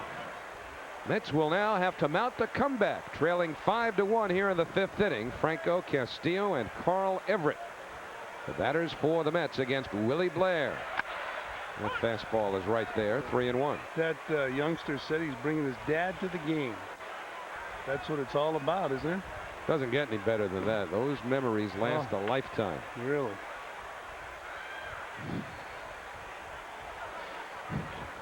And the 3-1 to Franco's on the outside corner, a full count. I remember as a kid going to the games with my dad. I've never been a smoker, but I even enjoyed the smell of cigar smoke at the ballpark. Well, it all blends together. The hot dogs, the beer. Well, I don't know what type of childhood you had, but I didn't get into the Bud Light back then. No, but the aroma, it's a distinctive aroma. It's the mixture of all the condiments that are served in any given ballpark around the major leagues. It is a distinctive flavor and smell. That's what it's all about right there, going to the ballpark with your dad. Shame of it is you never really understand it or realize it until you're grown up. Hit hard by Franco, and Matt Franco has a leadoff single in the 5th inning. I mean, when you're a kid, you know you're having a great time when you're at the ballpark with your dad, but it's not until you're basically grown that you really appreciate how the bond was created and how special a situation it was to be in that 3-hour sort of tunnel vision, you know. One thing, and we've talked about it before, baseball is going to have to do, and I don't know how they're going to do it, but they're going to have to find a way to satisfy the player financially and keep players in one city throughout their career, so kids, and not only kids but people in general, can relate to that personality for a long period of time. Check swing and a foul back by Alberto Castillo. I don't know if there's a viable solution to that problem, but that is a major problem in baseball. When a kid gets up in the morning, he wants to see what his favorite player did, and the following year his favorite player someplace else. No identification. Well, that's part of the newfound dialogue that fathers and sons and daughters exchange at ballparks, explaining the changes in the game and how players aren't married to teams any longer. Nice bunt by Castillo. 1 away. So, I mean, really, when you think about it, when you're at the ballpark with dad or mom, and they start talking to you about the game at an introductory level, they start weaning you now on the process that, you know, if you root for a player today, there's a possibility that next week or next year he'll be playing for somebody else. But that's not going to help, because that youngster's not going to understand that. When you're a young kid and you have that Tiger hat on or that Met hat on in your neighborhood, and you and your mind in the game are that player, well, you don't want to deal with it if he's gone the following year. No sacrifice on the bunt by Castillo, not 4 runs down. So Franco at second and Carl Everett the batter. And that's a strike, 0-1. It's almost as though the outside world ceases to exist when a father and son, or mother and son, or daughter, some combination thereof, are sitting in the ballpark for a few hours. At least that's how it was with me. Upstairs, 1-1. Now you got to play in the big league. You ever think about those trips you took to the ballpark with Dad while you were squatting behind the plate? Did it ever filter through your mind? Yes, I did. He said, now what would Dad have called on this pitch? They're terrific memories.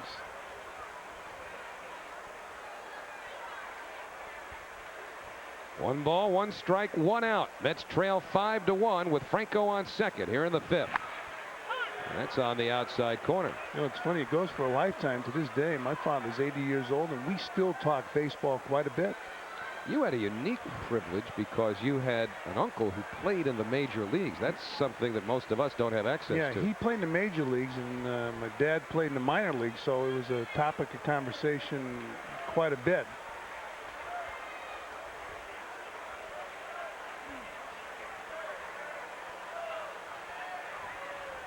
This will be a 1-2 to Everett. And it's sliced foul.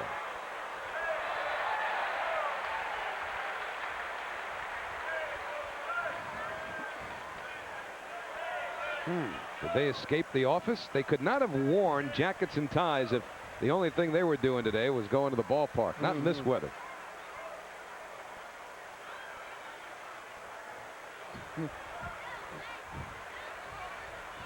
At least take the jacket off, huh?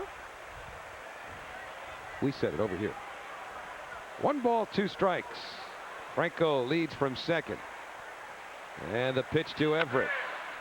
Chop to Clark at first. He'll take it himself. 2 men out. Franco moves to third. So the Mets have advanced the base runner twice after Franco's leadoff single, but that's not the plan when you're down 4 runs. But Alfonzo with 2 out will try and bring the Mets at least 1 closer. Bonzi now with a 15-game hitting streak after a first-inning single. And some nice artwork on display here at the ballpark. Go Tigers. They used to have those signs, Go Tigers, and have the names on that card. But you don't know if those guys are still going to be with the team.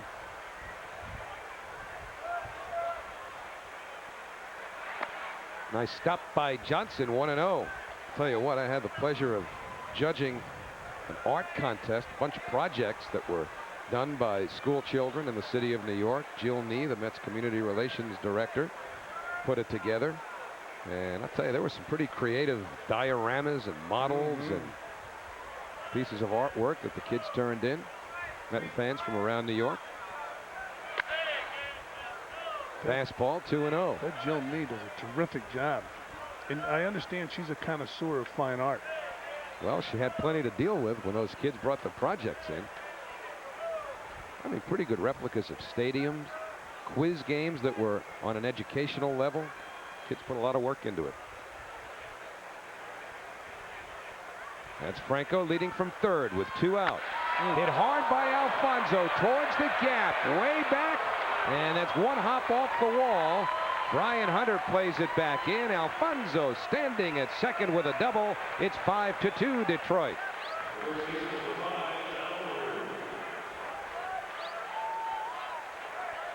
Well, you got to watch the pitcher. It's been hot and humid here in Detroit. He should start losing speed off the fastball. Here, Alfonzo hits the ball hard. And it short hops the wall in left center field. Hunter gets the ball back in, but Alfonzo drives in a run. And now Olerud. Alfonzo third in the league with runners in scoring position, delivered there, and now Olerud second in the league in that category. Will try and pick up Alfonzo. Outfield just a step towards left, at least Hunter is in center field. And the fastball off the outside corner. Buddy Bell's aware of the toll the weather can take on his starter, Willie Blair, and they have some action in the bullpen. A.J. Sager, a right-hand pitcher, getting loose. There he is. And the 1-0 to Olerud. Inside and low and 2-0. It's been a long 3 games for Bobby Valentine. And it's been a quick and enjoyable 3 for Buddy Bell. Except that 9th inning last night. Mm-hmm. Buddy was almost catatonic over the last couple of minutes of the game. He was staring out at his team as they were coming off the field. 2-1 to Olerud, but his Tigers have won 5 of their last 6. Taking 3 out of 4 from Boston over the weekend and the first 2 from the Mets. And Willie Blair has allowed 2 runs on 6 hits through 4 2/3.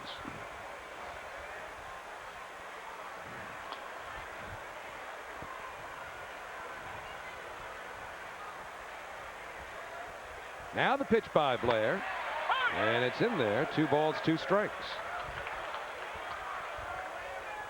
Big at bat right here for John Olerud. 2 outs. If he could drive in a run, take a look at this pitch. It's a strike, knee high. Cut right across the knees to Olerud. Drove in a run with an infield out in the first inning, trying to drive home another here.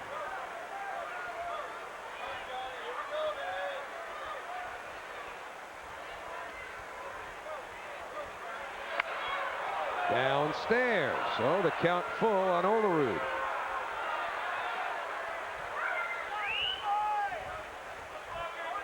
That's Hundley, the designated hitter today, on deck. A mild breeze, but blowing out and across from right. And you've seen a couple of balls carry very well to left field. In fact, balls get caught up in a jet stream in both power alleys in this ballpark. And the Tigers have certainly taken advantage this week. The payoff pitch to Olerud. Nice stop by Tony Clark, and the side retired. But the Mets add a run. There were 2 hits. Halfway home, 5-2 Tigers.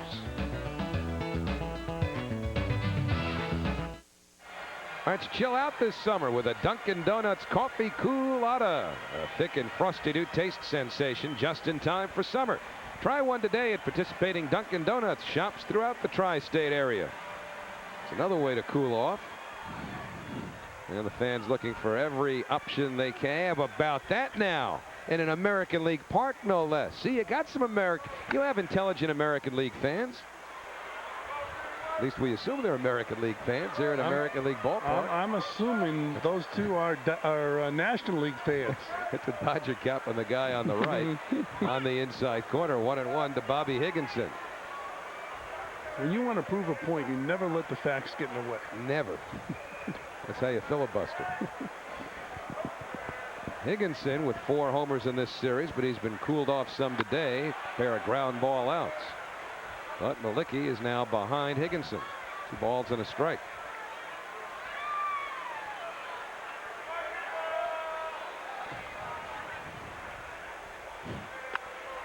That's on the inside corner, so the count evens to Higginson. Bobby Higginson, Travis Fryman, and Tony Clark, the batters for the Tigers here in the 5th inning against Dave Malicki. Talked about the home runs Higginson has hit in this series. A couple of them were pitches out over the plate that he went out and pulled the ball. That's hit in the air to right field. Will that get caught up in the jet stream? Everett and Husky back, and it's Everett making the over-the-shoulder catch. That was a great catch by Carl Everett. Ran a long way for that ball. Bobby Cox, the manager of the Atlanta Braves, said he sees Carl Everett as a center fielder. And Everett right there proved that he can run a long way. It looks like Husky might have hurt himself chasing that ball, but he was smart. He let the sure man get the ball. Everett, and now you see the ball drifting. It drifted, the wind took it and drifted back, and Everett was still able to adjust. Well, that's the jet stream that Lance Johnson was scouting us on the other night.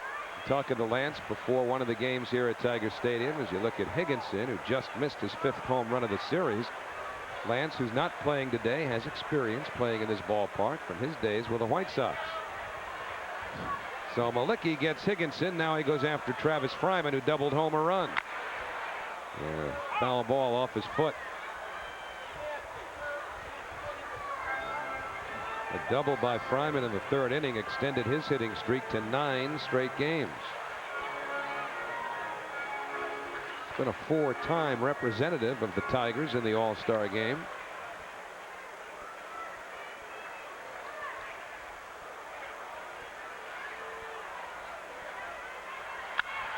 It's hit in the air the other way. A lot of room in foul territory, but Husky just won't get there in time. So it's 0-2 on Fryman. Yeah, it's easy to point fingers when you don't catch it. There have been rumors circulating here in Detroit for a little while that Travis Fryman was going to be traded away. There was a lot of interest in Fryman. He's too important to this organization. He's a good ball player. 4-time 20-plus home run man. He's driven in 90-plus 4 times, including last year when he drove home 100. And if the hopes weren't so high for him when he came up, maybe the fans would be even more satisfied with his performance. Those hopes can hurt a player's career. There's Randy Smith, the general manager of the Detroit Tigers. And he hired Buddy Bell, gave him an extension, said he's going to be here for a long time. The 0-2 to Fryman, hit in the air, straightaway center, and Everett's got it for the second out. And hey, fans, get ready for Sports Channel's live pregame coverage of the 1997 Major League All-Star Game with All-Star Cleveland and American Sports Classic. First, visit our website at www.sportschannel.com for information on how you can be a part of the show. Then be sure to tune in for Sports Channel's 2-hour special live from Jacobs Field on June 8th. All-Star Cleveland, an American Sports Classic. That's Tuesday, July 8th from 6 to 8 p.m. on Sports Channel. This fella may well be there. He's had the 3rd highest RBI total in the American League. Tony Clark legged out that 2nd inning triple to the gap in left center. He gives a lot of credit to Cecil Fielder. Said he learned from him. 2-0 on Clark. Cecil traded just about a year ago at this time from the Tigers to the Yankees, who were in here last week, and the crowds were flat. They didn't really draw anything over their average, so there was no real big deal about Fielder coming back. 59-footer from Malicki, and it's 3-0. When you look at Fielder's story, the career story, it's incredible. Starting off here in the United States, going to Japan to make his name, coming back, and dominating as a hitter in baseball in the major leagues. Some dominant numbers put up by Tony Clark this year. And he's ahead in the count, 3-0 with 2 out in the 5th. Upstairs, and Malicki has issued a 4-pitch walk to Tony Clark. Tony Clark looks dangerous at the plate. He's about 6'7" or 6'8". He's in complete control of his body. One of the things that have changed in baseball over the years is the players are so much bigger. At one time, you get a guy 6'7" or 6'8", he'd have all kinds of holes as a hitter. I mean, this guy here is a real good hitter. You think of Frank Thomas, 6'7", 265 pounds, hits .380. Inside, ball 1 to Bob Hamlin, and that sends Alberto Castillo out to the mound.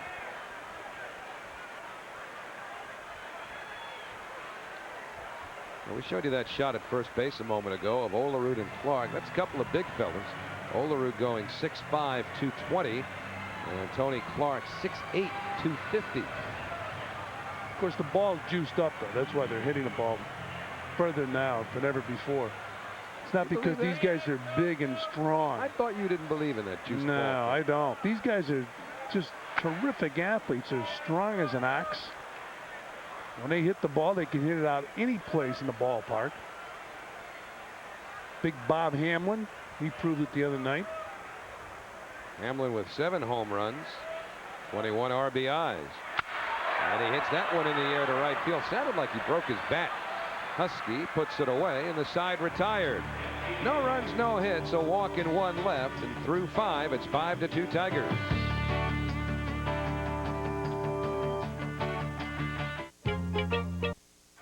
There's that Ty Cobb.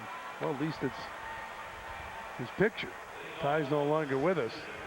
He was a magnificent athlete, magnificent baseball player. The Georgia Peach, one of the biggest stockholders in Coca-Cola. And you'll see the Georgia Peach's name up on the board here at Tiger Stadium.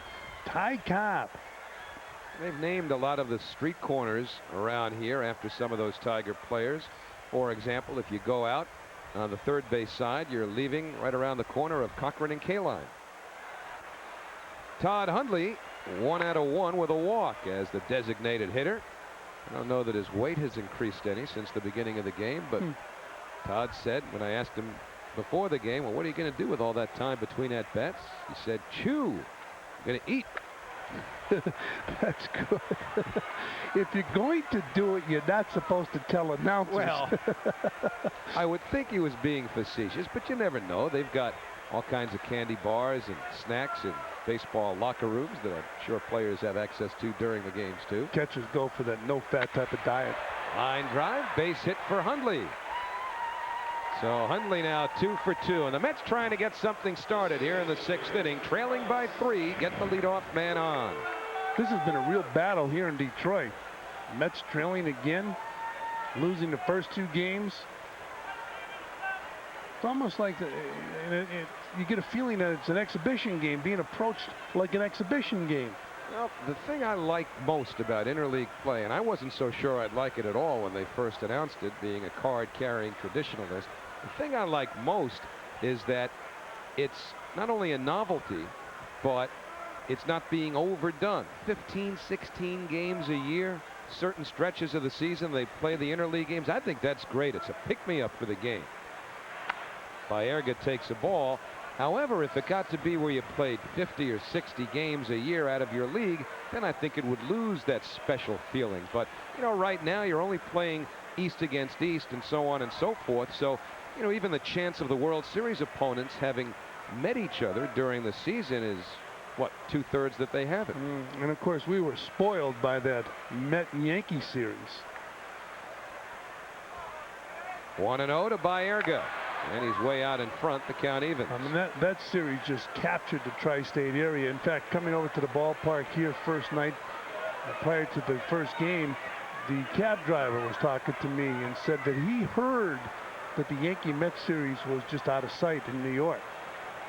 I called it baseball Woodstock. Met fans and Yankee fans got along.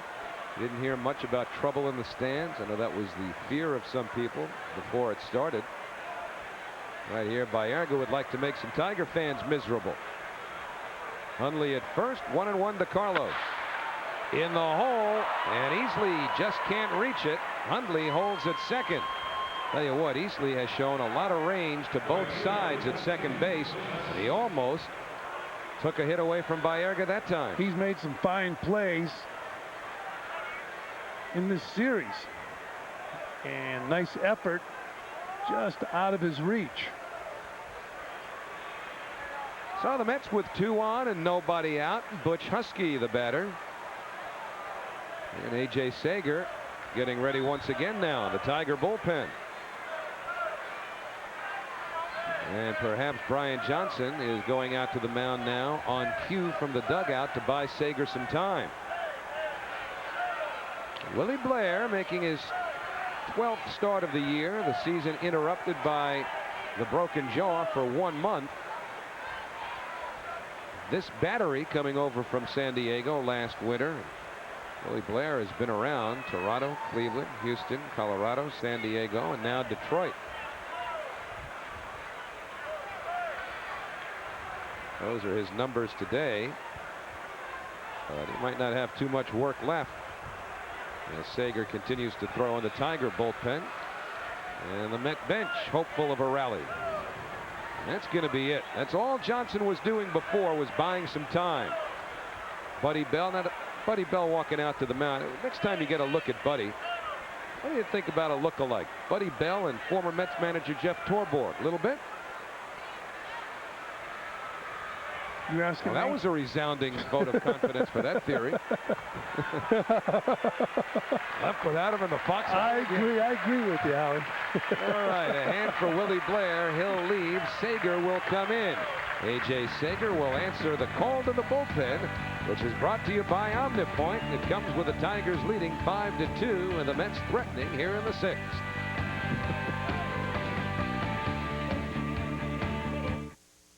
A big series coming up this weekend as the Mets return home to play 4 games with the Florida Marlins.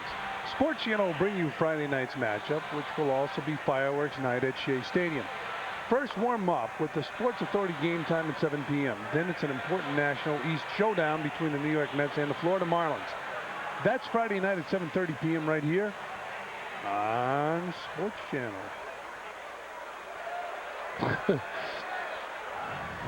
Well, he's probably looking up A.J. Sager, who is 32 years of age, out of Columbus, Ohio. Sager, the new pitcher for the Detroit Tigers. Tigers, his third team in a brief amount of time. Burl Ives was at the game today. Was that Ernest Hemingway? Well, nobody was buying into the Buddy Bell, Jeff Torborg thing, so I wouldn't expect much from that. But as far as Sager's concerned, broke in with San Diego. A.J. Sager with the Padres in '94, the Rockies in '95. Then he went to the Tigers, who signed him as a free agent. And A.J. Sager now into the ball game to face Husky. Sager's 22nd appearance of the year. He's had one start. And the first pitch, a fastball on the outside corner.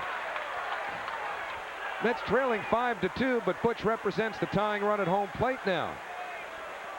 Bounced into a fielder's choice and grounded into a double play in the fourth inning. Same situation, too. The Mets had first and second, nobody out.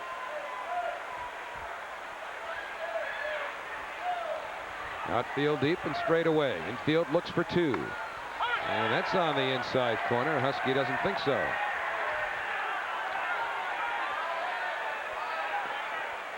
Butch putting up a mild protest to the home plate. I'm Chuck Merriweather. He had a pretty good complaint. That ball even tricked Johnson, the catcher. And when a catcher drops the ball, it looks like it should be called the ball. And umpires are embarrassed when they're calling it a strike and a catcher drops the ball. I shouldn't take that too seriously. That's what I used to tell him.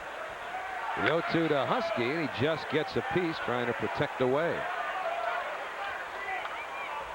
So the Tigers are ahead 5-2 here in the sixth inning.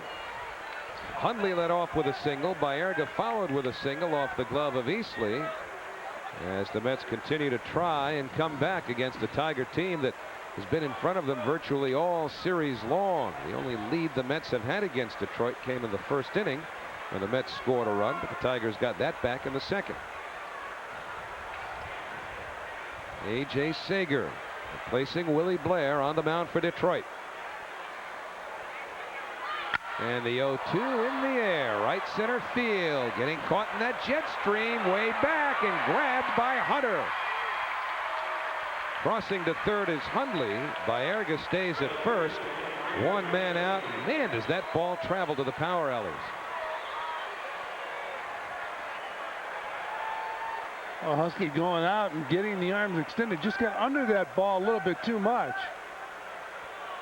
And Hunter ran a long way for the ball and was able to make the catch in front of the fence. Ball almost popped out of his glove. It hit him right on the heel of the glove. So Bernard Gilkey 0 for 2 in the ball game. Flied to right both times, as he did last night to end the game with the bases loaded. Tigers look for two on the infield. They'll concede a run if they have to. And Gilkey fouls it back. Bernard Gilkey has been behind on most pitches. Batting seventh here for the second time as a Met. When you go into a slump, a lot of times your body jumps out ahead of the bat. See the body?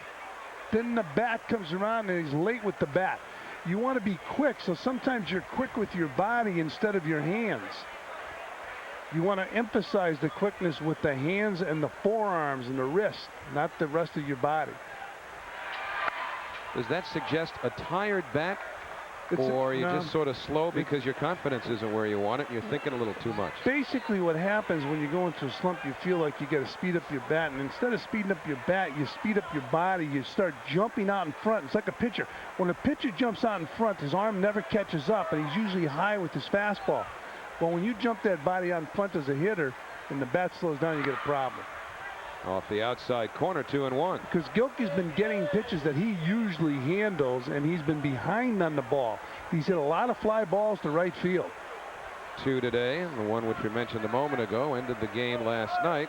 Keep in mind when you kick that leg up in the air, you got to get it down in a hurry because the bat can't start through the hitting zone until your front leg hits the ground. Was Tom Robson, the hitting coach. Outside, 3-1. That's the dilemma by when you raise that front leg. The most important part of it is getting it back down so the bat can come through the hitting zone. Matt Franco will face the right-handed pitcher A.J. Sager because nothing's doing in the Tiger bullpen.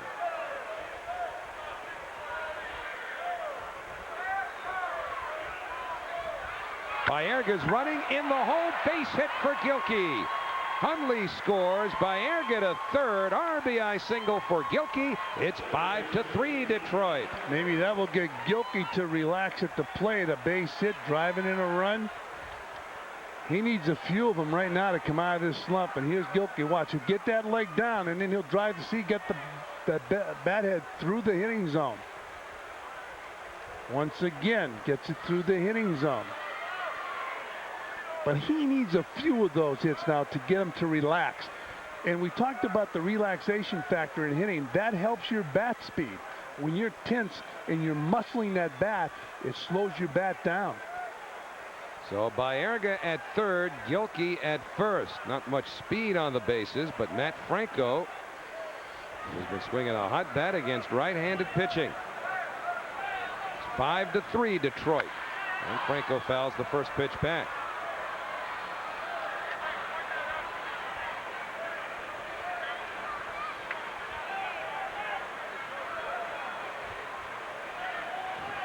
Mets trailed 5-1 going the fifth. They scored a run in the fifth. They've added one here, and they're threatening for more.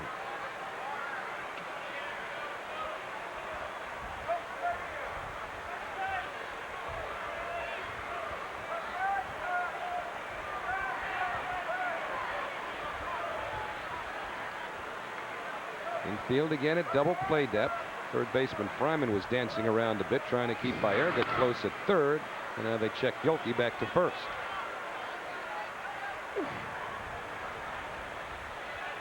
That's Baerga. He wasn't too far down the line, but Fryman wanted to make sure he stayed there.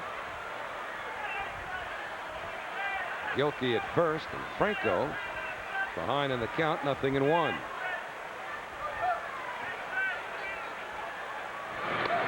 Well, Gilkey with good speed on first base. The Mets trailing by 2 with 1 out.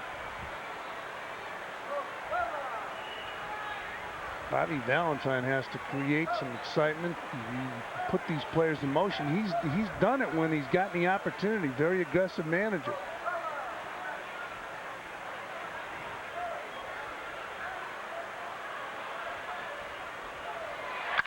Bouncing ball up the middle. Miller steps on the bag, back to first, double play. That was an outstanding play by the shortstop. Orlando Miller had to come back and tag the bag and then flip to first. So the Mets settle for 1. They trail by 2.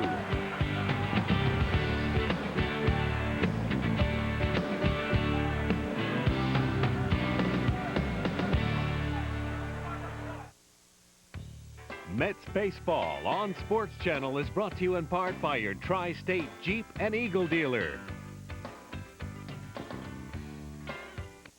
Well, this game update is brought to you by your Tri-State Jeep Eagle dealers. Damon Easley with a solo home run. He hit a rocket into the left field seats here at Tiger Stadium. 12 home runs in this series for the Tigers. Edgardo Alfonzo extends his hitting streak with a single, double, and an RBI. And it's a baseball tradition. The man who's the first mention in our Jeep Eagle game recap leads off the inning. Damian Easley homers in each of the 3 games. Outside for a ball. You saw those shadows starting to creep out. Shadows nowhere near home plate, just the light stanchion shadows. Way out in front, 1-1. Here in Detroit, years and years ago, a college team played in a major league game. The result of a suspension from the American League. They suspended Ty Cobb. His teammates walked off. They wouldn't play.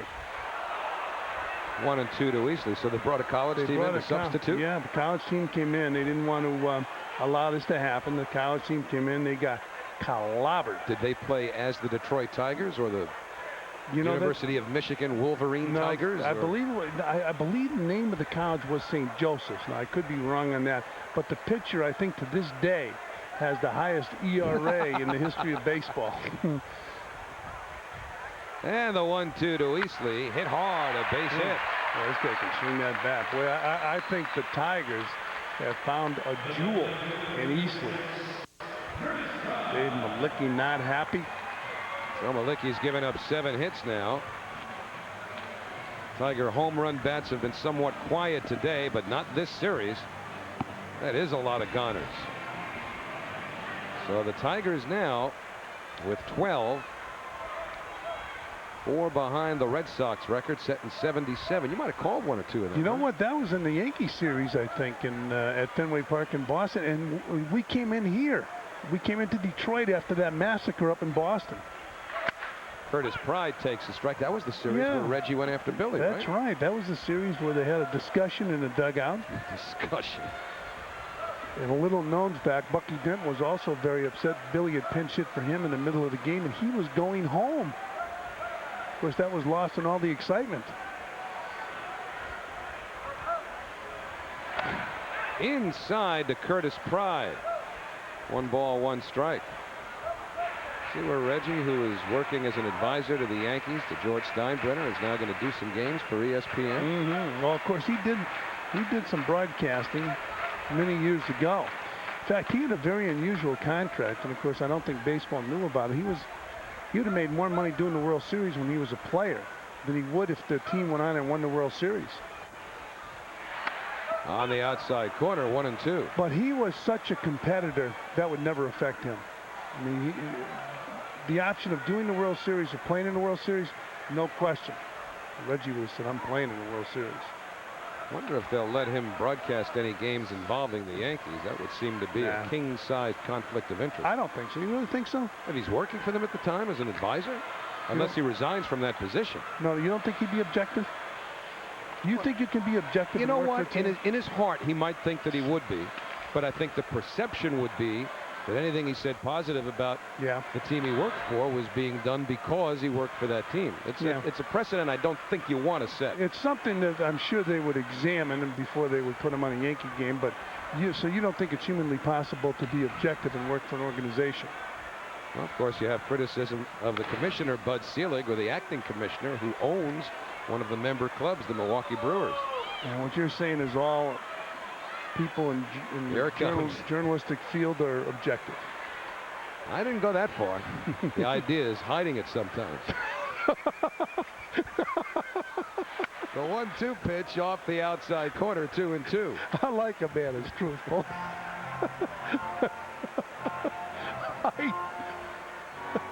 We're in the 6th inning here in Detroit. Objectively speaking, the Tigers have the lead over the Mets 5-3. But the Mets coming back. They've scored runs in the 5th and 6th innings. However, Easley at first, he had a leadoff single. And the 2-2 to Curtis Pride. The runner goes and the pitch fouled back. You know, I think the word objectivity is sometimes misconstrued because I would submit to you that virtually everyone working in a broadcast booth for a Major League Baseball team or a team in any other sport would like to see that team win. Absolutely. I'd be lying to everybody if I came out and said, oh, I wouldn't like to see the Mets win. But that doesn't mean you can't be completely objective about what you see on the field. I agree. That's the job. They're two different issues. And the 2-2 pitch fouled back. I mean, especially in television, the people can see what's going on. You can't lie to them. Well, you're honest about what you see, and you react accordingly. That's right. You don't want to lie to them. Oh, Justin Thompson, who pitched Monday night here against the Mets, was just named to the American League All-Star team. So congratulations to Justin Thompson.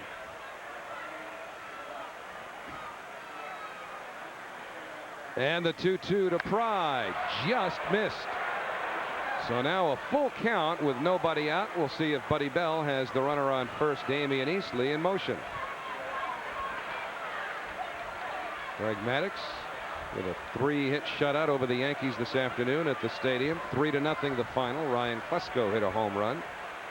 Buddy Bell simply worried about his club, the Tigers. And Malicki trying to keep Easley close. See if he's running on 3-2 with nobody out. Slow-paced game this afternoon. Both pitchers have worked very deliberately with men on base. Not all that quickly with nobody on base. The runner is going, and Pride fouls it back again. Curtis getting plenty of TV time in this at-bat. Buddy Bell had the runner going. Not since Casey Stengel had a manager lost 109 games in a year and been as well received in his town as Buddy Bell has been here in Detroit. But I don't think fans were waiting for Casey to build the Mets. That would have been a bad investment. Fouled back by Pride again with the runner going. They wanted the Mets to keep Casey around so they could try to figure out exactly what he said the year before. Well, the brilliance of Casey was that he took so much pressure off of his players in the early days because all of the attention seemed to center around him. And with the Mets losing well over 100 all those first, 5 or 6 years, Casey was there the first 3.5. A lot of people focused on Casey and the Stengelisms. The greatest example of how important a manager really is Casey Stengel. When he managed the Boston Braves, they were not a good team. When he managed the Yankees, they were, because he had the talent. Again, the runner goes, and it's taken up high, ball 4. So now the Tigers with runners at first and second, nobody out. And Bobby will work the gum a little bit harder as Brian Johnson comes to bat. I'm sure it's frustrating for Bobby Valentine as Bob Apodaca goes out and they're going to go to the bullpen. It's frustrating because there's nothing you can do. You got to hope your team can go out there and produce, play good defense, get some good pitching, and drive in some runs. If they can't, the manager's powerless. So Dave Malicki through for the day. Juan Acevedo will be the pitcher for the New York Mets, who trail 5-3 here in the 6th. We'll be back.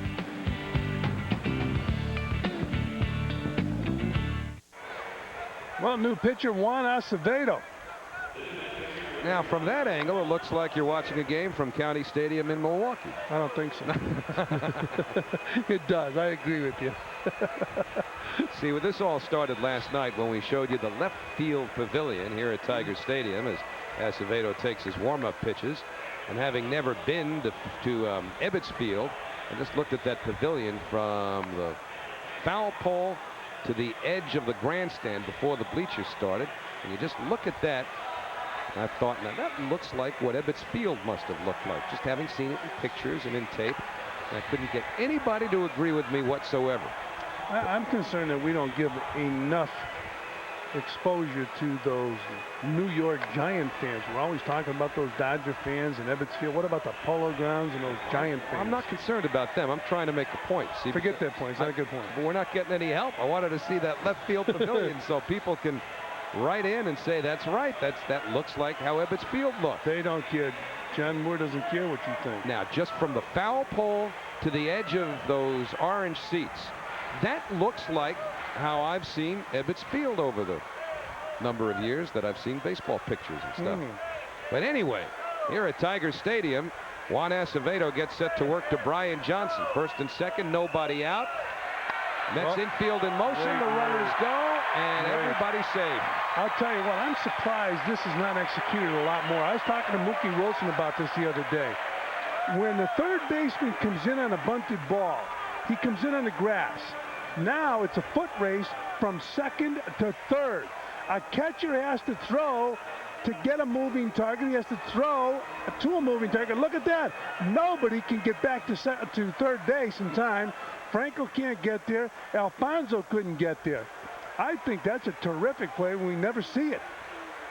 And one of the byproducts, it forces the Mets to bring their infield in, trailing by 2. 1-0 to Johnson. And he fouls it back. I'm surprised even when they put the wheel on that it's not a foot race from second to third between the shortstop and the runner on second base. And it's extremely difficult for a catcher to make that perfect throw and time it so the shortstop can catch it and tag the oncoming runner. So Easley leads from third. The runner on second, Pride. Nobody out in the home sixth. It's 5-3 Tigers. And Johnson steps out. That field straight away. Everett somewhat shallow in center. Fouled back. 1-2. Of course, shallow is a relative term when straightaway center field is 440 feet away. And Acevedo, used exclusively in relief since coming up from Norfolk a couple of weeks ago. Made his debut in the Yankee series and was very impressive. That was in the classic third game. The 1-2 to Johnson. A chopper foul. Tried to go over the head of Franco. The infield drawn in. How does it be Johnson reading the paper and you talk to your manager and your general manager and they're saying that they're going to trade you and now you're up here in a key spot? Well, I don't know. There might be, and you tell me, players who want to be traded because they know they're not going to get playing time in a given spot. Right here, Buddy Bell just looking for a hit which could drive in two. And Johnson stays alive. My next question, if you're a manager, why would you play somebody you're going to trade? Well, the front office say put him out there. We've got a showcase deal going. Boston maybe is looking at him. Then Boston knows what he can do. They have so many scouts following these teams. They better know now they're in trouble. All right, so as Randy Smith ponders his choices, we go back to the day game after night game possibility. Yeah, it's overrated. The 1-2 to Johnson. Line foul. Johnson serving it the other way, but missing.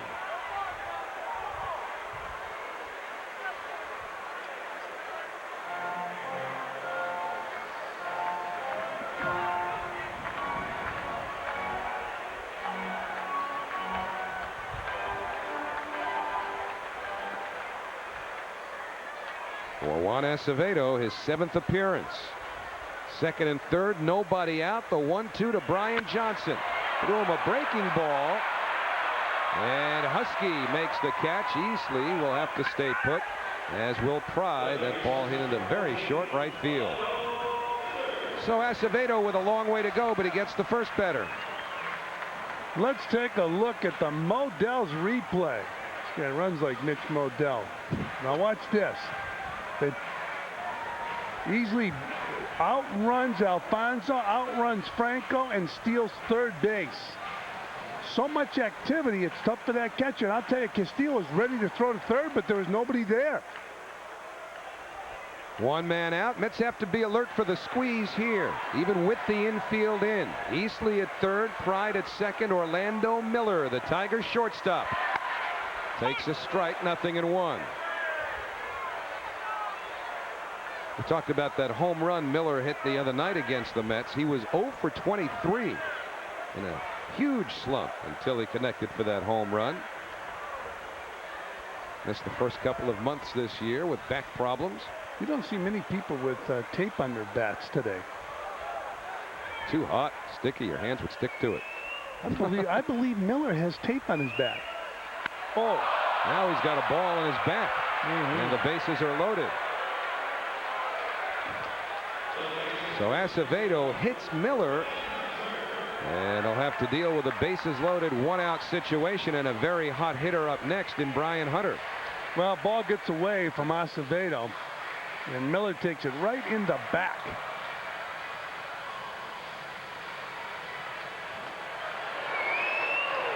Listen to this.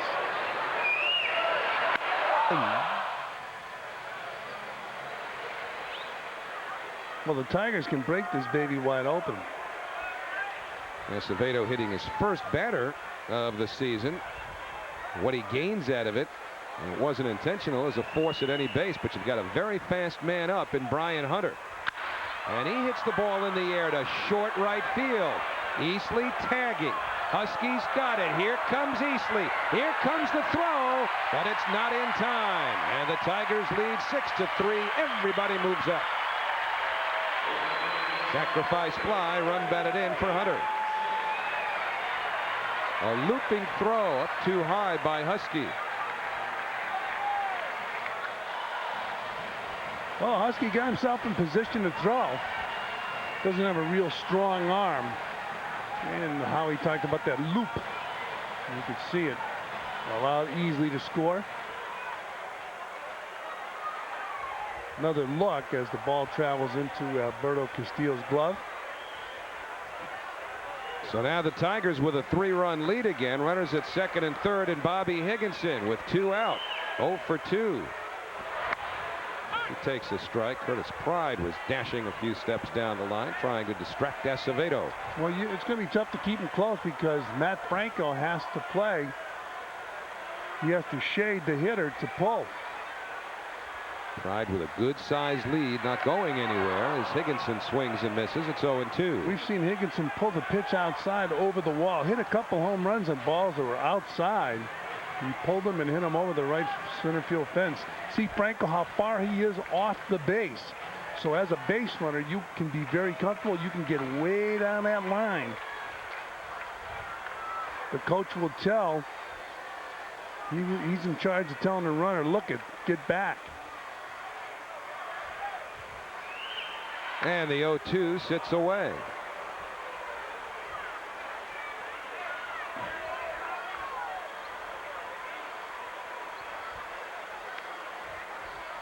Higginson now 4 for 10 in the series. All 4 have reached the seats.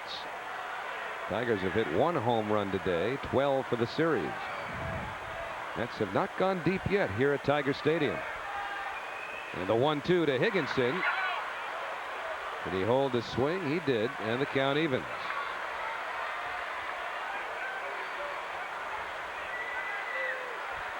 Mets will come home for a 4-game series with Florida beginning tomorrow night.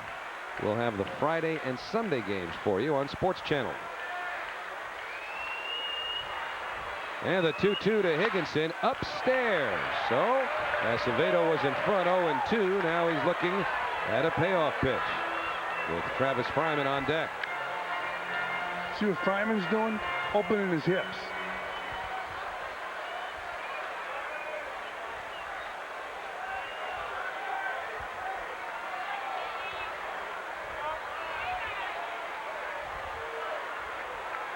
That's trying to avoid being swept by the Detroit Tigers, who have won 5 of their last 6. Higginson trying to give the Tigers a 4 or 5 run lead. Nothing but air.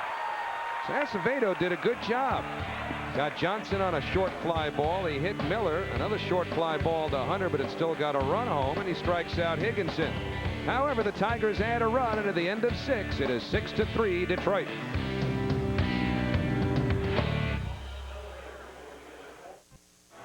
We're back in Detroit, where it has been a bit of a bittersweet return to his native hometown for Mets assistant GM Steve Phillips. Steve, I know it's nice to see family and return to a ballpark that you visited as a youngster, but Tigers are taking a little bite out of the Mets. Tell you what, they have not been very hospitable to us so far. I've had a lot of family and friends out here, and they've taken advantage of us so far.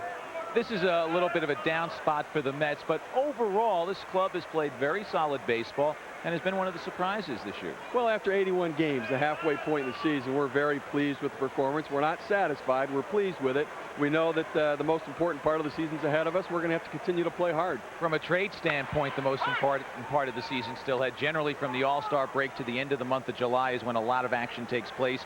Might we expect something from the Mets? Well, I think so. We're obviously calling and talking to a lot of different clubs, and the All-Star break's kind of a built-in period of time to evaluate your club and other teams there so that they can make some decisions about where they're headed. So we're really looking at a lot of possibilities, and hopefully something will pop. Would you say anything is close, and what specifically might you be looking for? Well, nothing's imminent, but certainly the bullpen's the one area we focused on all year, and we hope to continue to look to improve. And I think if anything happens, that would be the area we'd focus on. Because the Mets have been a surprise, I know there are some fans who, when the team goes into a bit of a slide, no matter how brief it might be, they have a fear that the wheels are going to come off the wagon. How's management viewing any downturn like this? Well, it's a long season, 162 games, and you're going to have ups and downs over the course of that year, and we realize that. Whether we win today or not, we've played well to this point, and we know we're going to have to continue to grind this thing out. We have the talent there to keep us in the hunt, and if we improve the club, we think we have a shot at the playoffs. Your boss, Joe McIlvaine, back in the spring said 91 and 71, a 20-game improvement, and a lot of people said, Joe's way off base, but so far he's been accurate. Joe's not dumb. You know, I think Joe went out on a limb a little bit there, but look, we're playing very well, and we know that it's a grind, and as we said, and that's why the Baergas and Olerud's, guys who have been in the hunt before, are going to help these young players continue to push through the season, and hopefully Joe will be right. One other bit of Mets news. Yesterday you signed your #1 pick, Jeffrey Getz, from the June draft. Yeah, we're excited about that. It's always good to get a quality young player, particularly a left-handed pitcher in the organization, and we're looking forward to him starting his career, and hopefully he'll proceed quickly through the organization, and we'll see him in New York. One of the themes of today's game has been fathers and sons coming out to the ballpark. I know your dad and mom are here to watch the game. What memories do you have of coming out here with family when you were a youngster? Well, I tell you, my dad was always big in pushing baseball and athletics in general, and I spent a lot of days in the summertime here at Tiger Stadium. I was here when Reggie Jackson hit the light tower and in the '71 All-Star game, Steve Busby's no-hitter, and seeing Mark Fidrich pitch for the Tigers. So I have a lot of fond memories of the ballpark here, and I'd like to get some fond memories with the team winning today. Quick quiz here. Do you remember who the catcher was for Steve Busby on that no-hitter? Fran Healy, the one and only. So despite maybe calling a bad game, Busby overcame Fran and pitched a no-hitter here, fellas. Carl Everett hits it in the air to left center. Hunter calls and doesn't come up with it. Was worried about Pride, the left fielder. Everett turns second. The relay throw from Miller, not in time. And it's going to be an error all the way on Brian Hunter. And you know what? That'll be his first error of the year in about 180 chances now. Well, we talked about Pride, and you mentioned how he reads lips, Howie, and you wonder about the communication out in left center field. Hunter going over, calling for it, putting the hand up, and then all of a sudden taking his eye off the ball to take a look at Curtis Pride. Watch him take his eye off the ball. Looking at Pride, who stopped. You wonder about, is there a communication problem? Well, we've mentioned before, Curtis Pride, virtually deaf. And in that situation, Pride has been coached or schooled to try to call the other player off. Very unusual, of course, that a left fielder would try to call a center fielder off. And Hunter had been calling all the way. He heard the footsteps. He pulled up. And the first error of the year charged to Brian Hunter. And you know, even though there's not a mammoth crowd here, sometimes there's a lot of excitement out there. You hear, and people are screaming and yelling. Maybe Hunter could not hear Pride. It was on the 179th chance of the year that Brian Hunter finally made an error. Infield back, they'll concede the run. Alfonso takes a fastball. It's 2-1. The southpaw Mike Myers starting to get loose in the Detroit bullpen.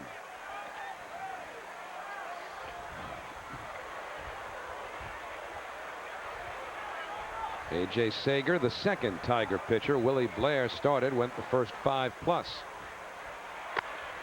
And the fastball, 3 balls and 1 strike. Other than from the first inning when Alfonso singled Everett to third, Everett would score on Olerud's ground ball out. The Mets have been playing from behind all series.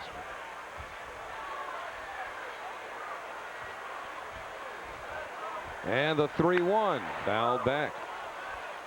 You know, it's funny, there's a lot of talk about the verbal communication on the field. There are times when infielders and outfielders can't hear each other. That becomes a major problem, but it was a great shot of Hunter going over there at the last minute, took his eye off the ball. Now maybe with the way Curtis Pride was quickly approaching the area, it might have distracted Hunter for just a moment, and he missed the ball completely.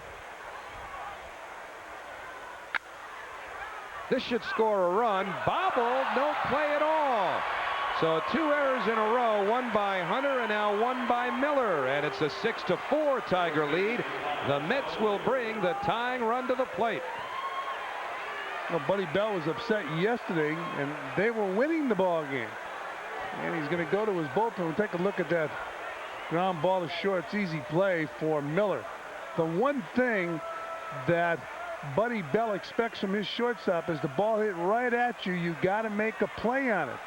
In fact, one of the things that Buddy Bell said about his young shortstop, Davy Cruz, is that the ball hit at him, he always makes the play. I know the Mets were very high on Davy Cruz after watching him for a couple games, and Buddy Bell's high on him. Orlando Miller, bobbling the ball that was hit right at him. And keep in mind, when those balls are hit at you in this ballpark, that grass slows them down. So Hunter and Pride still trying to work out the communication after the ball that Everett hit. And then came Miller. It looks like you might be saying, I thought I heard you call for it at the last minute.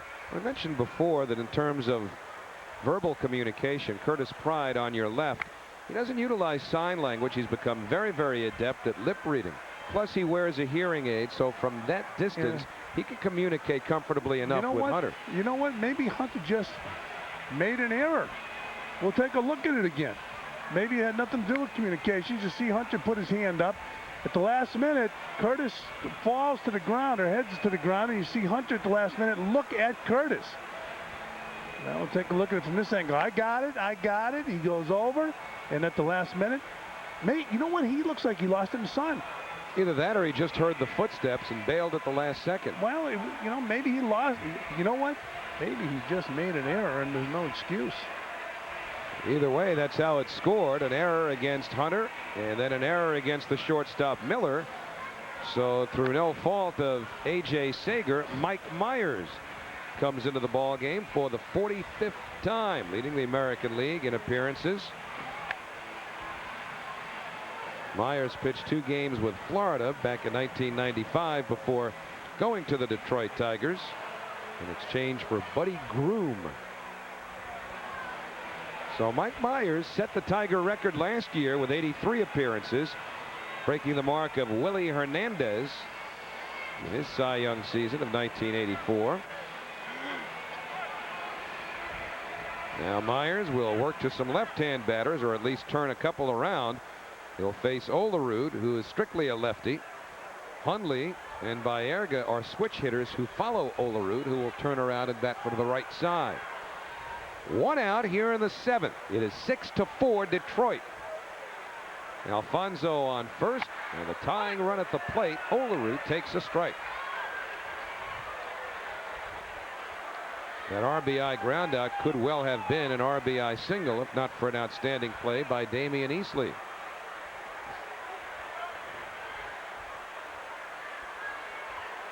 Infield at double play depth. Center fielder Hunter a step towards the gap in left center. And Olerud fouls it back, 0-2. Myers doesn't come at you with the hard stuff. No. Drops down. You got to be tough on left-handers. Another thing, he's very tall, so you expect a guy this size to throw hard, but he doesn't throw hard. Throws a lot of junk. Yeah, he's 6'4", 205. You just see those numbers. You look at his build, you expect power. In major league hitters like to hit hard throwers as opposed to a guy like Myers who doesn't throw very hard at all. He's throwing a steady diet of breaking balls right here to John Olerud. 1 ball, 2 strikes. Al Kaline, the legendary Hall of Famer of the Tigers, longtime right fielder, now a broadcaster with the club, talked Myers into dropping down in spring training. Yeah, Al does some work with the Tigers in spring training.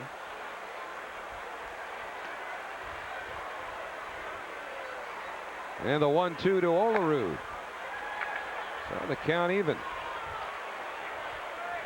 This game played at an American League pace, isn't it? Deliberate, especially with runners on base. The average time of games in the leagues only vary by about 5 minutes, but they are longer in the American League. And Olerud slashes one foul the other way. In contrast, the Braves and the Yankees got through in 2 hours and 9 minutes today, but a lot of that is due to the brilliance, the genius really, of Greg Maddux. Pitched a 3-hit shutout. Atlanta winning 2-0. In fact, Maddox's last time out before today, he threw only 89 pitches. And of those 89 pitches in his complete game effort, only 18 were balls. Right here, it's 2-2 to Olerud with 1 out. Inside, full count. So you've got a good contact hitter at the plate. And we'll see what Bobby Valentine does. He's got Hundley on deck. In other words, will Alfonso be in motion with Olerud the batter? I'd put him in motion. And Bobby Valentine has shown he's a very aggressive manager, although Alfonso doesn't have a big lead.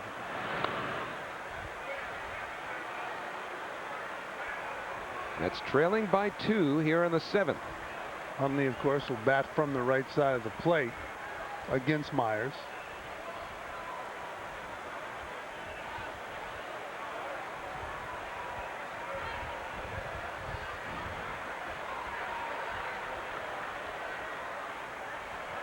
And again, Myers goes to first, and it's a good thing Tony Clark is 6'8".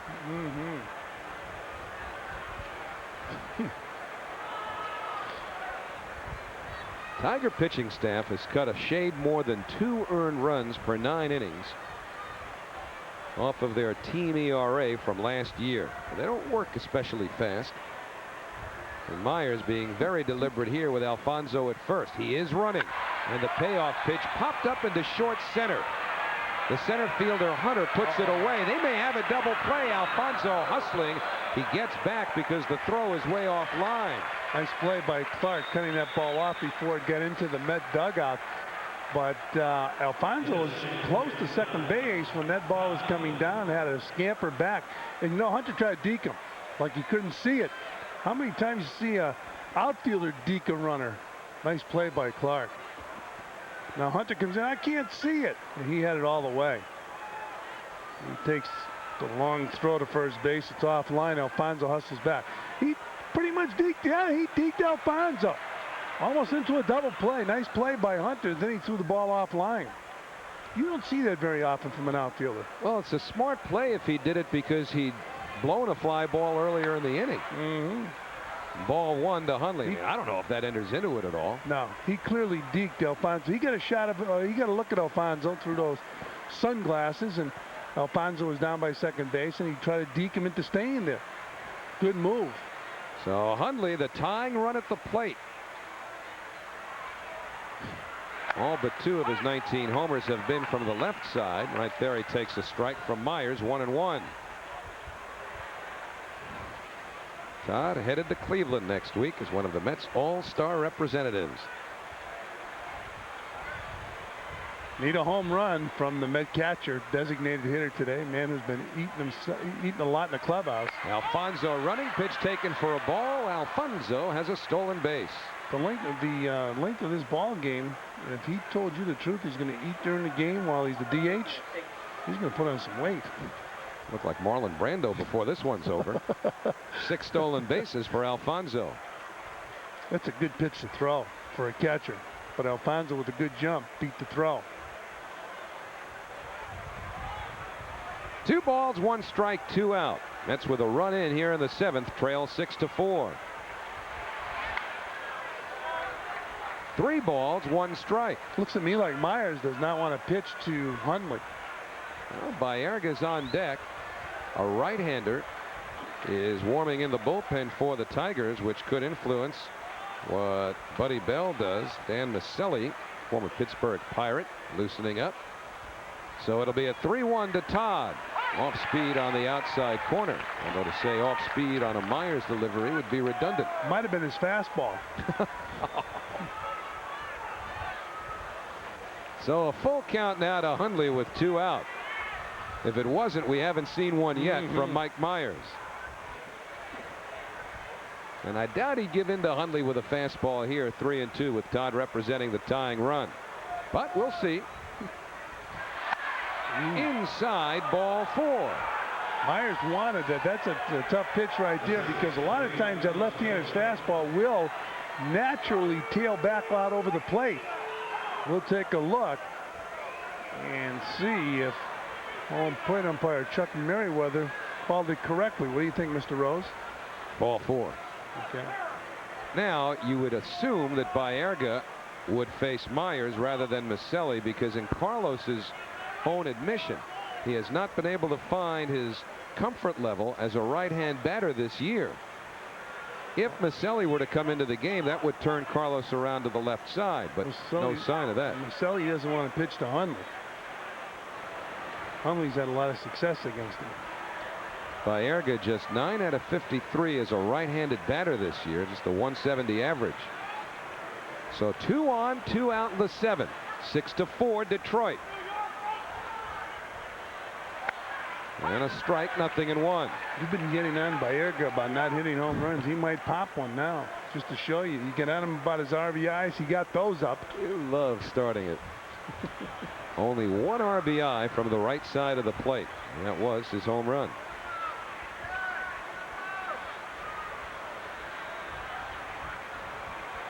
Alfonso at second, Hundley on first.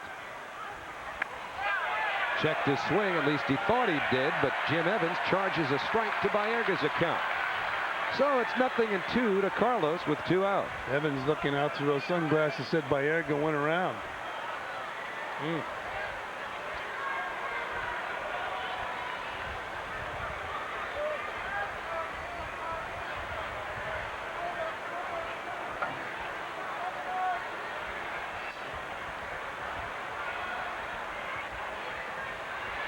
And the 0-2 to Baerga.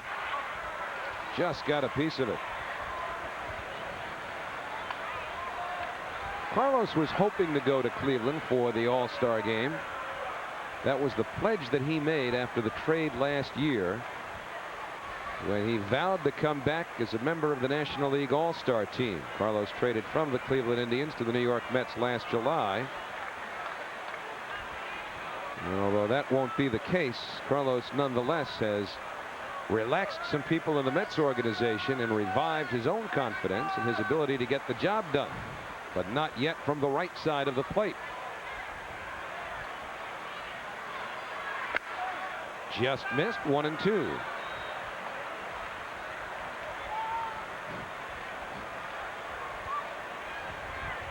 Bobby Valentine has watched his Mets for the last 20 minutes at bat here in the 7th inning. They have yet to produce a base hit. Buddy Bell's Tigers have made 2 errors in the inning, helping account for the Met run. And the 1-2 to Baerga, way outside. Butch Husky on deck. You would have to think that Miceli would come into the ball game to face Husky if it gets that far.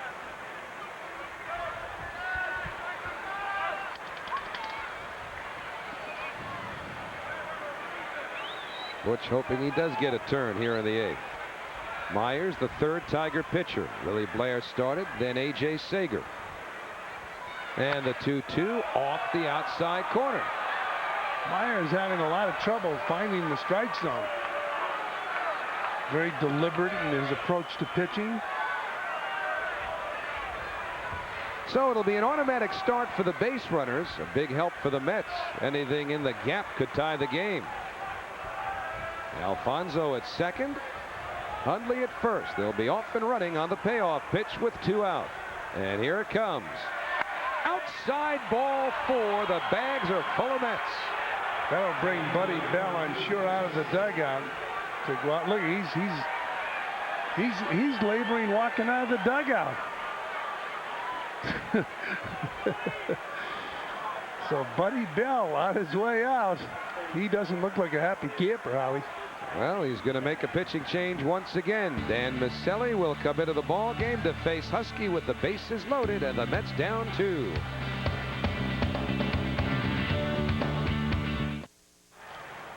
Get all the latest news on the New York Mets with Mets Inside Pitch, Fridays at 5:30 p.m. here on Sports Channel, filled with great interviews, features, and highlights.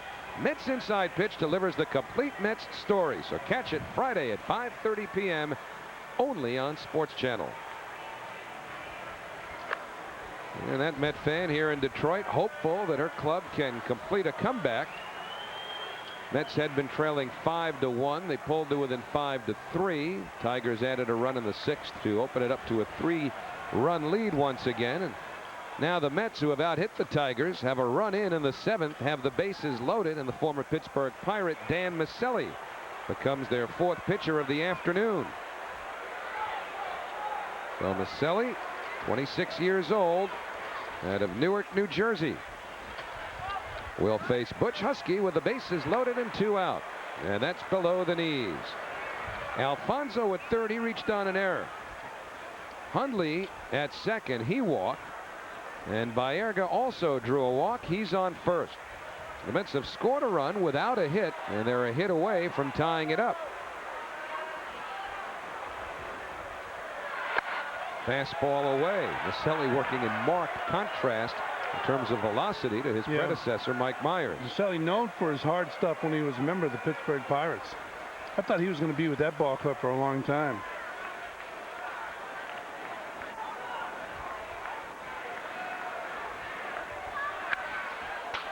Well, straight back. 2-1 to Husky, who's had a rough afternoon. He left 2 men on in the first inning, came up with first and second in the fourth and grounded into a double play. Came up with first and second, nobody out of the 6th inning, and flied to center. So Butch has not delivered in the clutch this afternoon. This has been a real struggle this whole series for the Mets. Missing some golden opportunities to score runs. The 2-1. Fouled straight back. That was a pitch that Husky should hammer. See this ball in his wheelhouse. And Husky going out after it and fouling the ball back. So 2-2 to Butch Husky, facing Dan Maselli, who was used as a closer by the Pirates for a while. Had 21 saves a couple of years ago, made 9 starts last year, and was hit very hard. The 2-2 to Husky. Fouled back upstairs. So Butch not able to catch up yet to the heat of Maselli. So far in the major leagues, Husky has been able to handle that fairly decent fastball, but the ball with good mustard on it, he's usually late.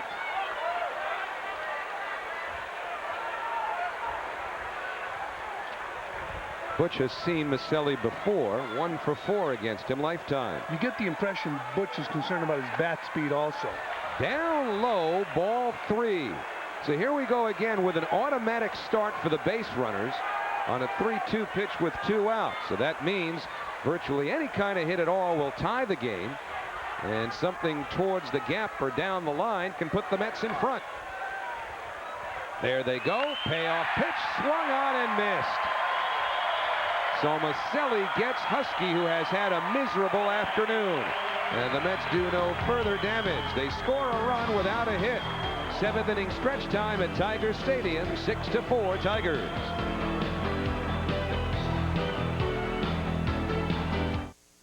New York Mets baseball on Sports Channel is brought to you in part by Discover Card, proud partner of the Smithsonian's 150th anniversary, and by GHI. We put the care back in healthcare. Hey fans, win a trip to see the Mets play in Colorado with the Coors Light Sports Channel Getaway See the Rockies contest. Send us a postcard to the address on the screen before July 6th for your chance to win. Keep watching Sports Channel for more details. Well, the crowd here at Tiger Stadium saluting their all-star selection, Justin Thompson, between innings. Middle of the inning, 7th inning stretch. Put the word up on the scoreboard that Justin was going to the all-star game, and he got a nice ovation. Travis Fryman leads off against Juan Acevedo and takes a breaking ball for a strike. How can Tony Clark not make the American League All-Star team? That's something. 70 RBIs halfway through the season, and there you see the Met representatives as well, saluted by the Tiger Stadium scoreboard. A comebacker to Acevedo, and there's one away. How can Olerud not make the All-Star team? Well, how can John Franklin not make it? The question then becomes, should a representative of each team be mandated? Yes. Well, that's the answer then. I answered my own question. I like that. You see the pitchers in the National League All-Star team. Nagle might be the starting pitcher. He's been terrific this year. Sean Estes the only rookie, and Rod Beck really the only reliever. You surprised John Franklin didn't make it? Well, John wasn't all that surprised, so I'm taking my cue from him. Well, John, you know what it is? For whatever reason, Bobby Cox doesn't seem to like John Franklin a whole lot. And so on that level, as Tony Clark takes ball 1-1-1, it's tough to be surprised. So you're not surprised? No. Okay. Now that we've established that, let's get on to Clark, who hits it in the air to right field. Husky to the wall. That's a gunner. Way upstairs on the roof. And they're throwing Clark bars. There's some Clark bars behind home plate. The bat boy picking them up. Put some of them up here. Tony Clark, home run number 21, his 71st RBI. That one wasn't named after him, but he might have one before he's done. It is 7-4 Detroit. 21 home runs. Not on the All-Star team in the American League.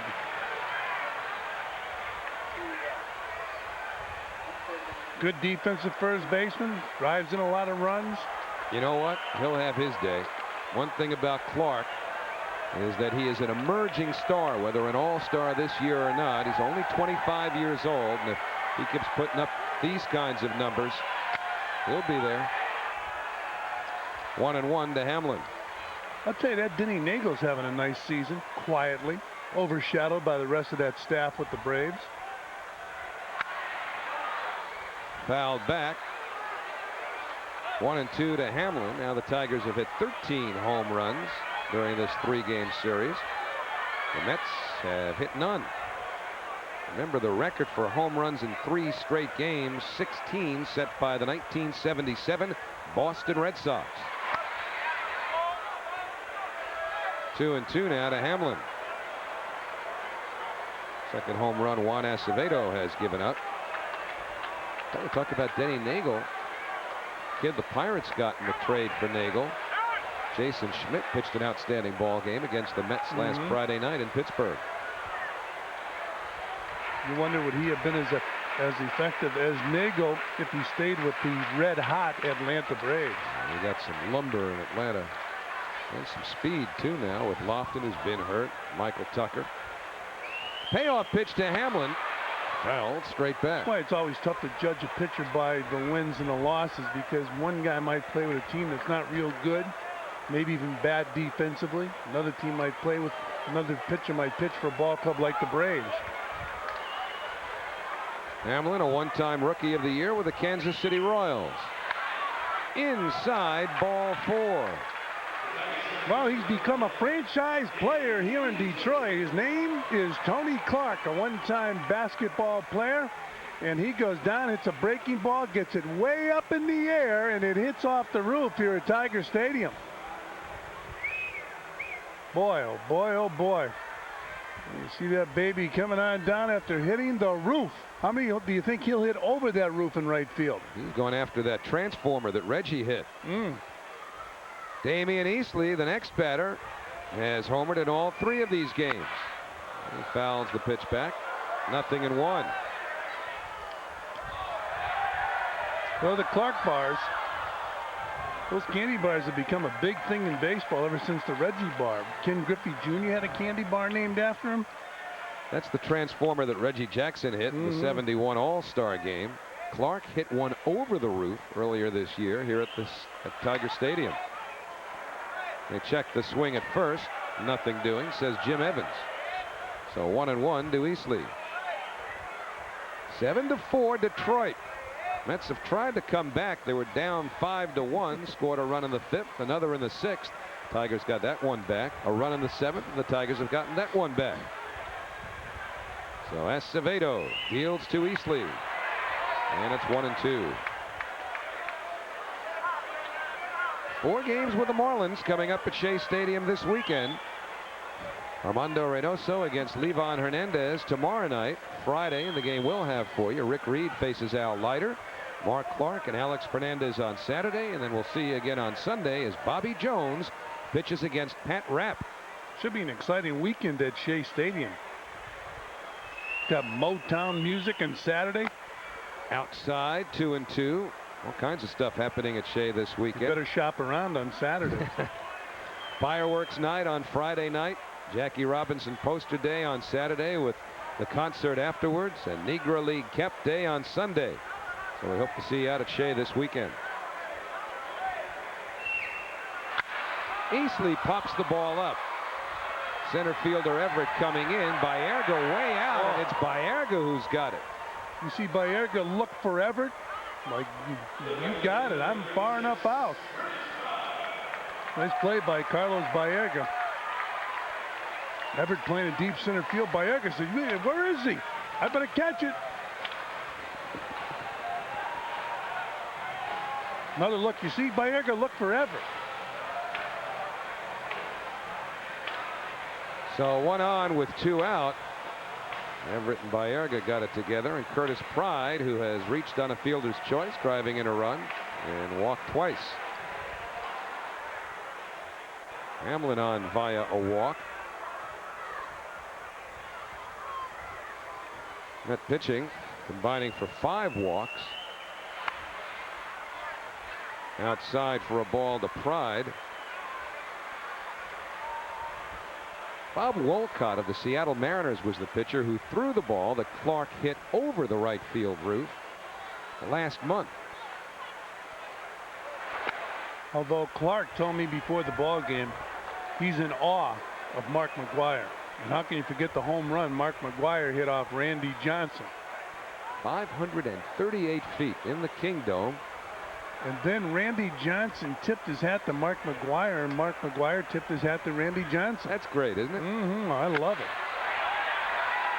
Alfonso to Baerga, and the inning is over, but not before the Tigers add a run on a mammoth home run by Tony Clark.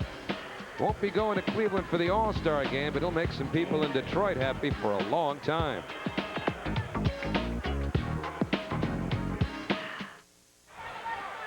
Well, I don't know if you noticed from that shot, but it's getting very cloudy here in Detroit, where they have thunderstorms forecast for later this afternoon. This game already over 3 hours old. The Tigers have a 7-4 lead.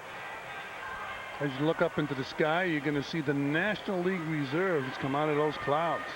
Where else would you see stars? That's right. You got Javi Lopez and Todd Hundley. Of course, Javi Lopez can only catch 4 out of the 5 games the Braves play. You got Todd Hundley, Mark Grace, Tony Womack, fine base stealer with the Pirates. We saw him over the weekend. Chipper Jones deserves it.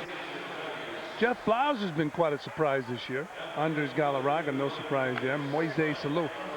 Barry Bonds on the ball club as a reserve, and Ray Langford on the ball club.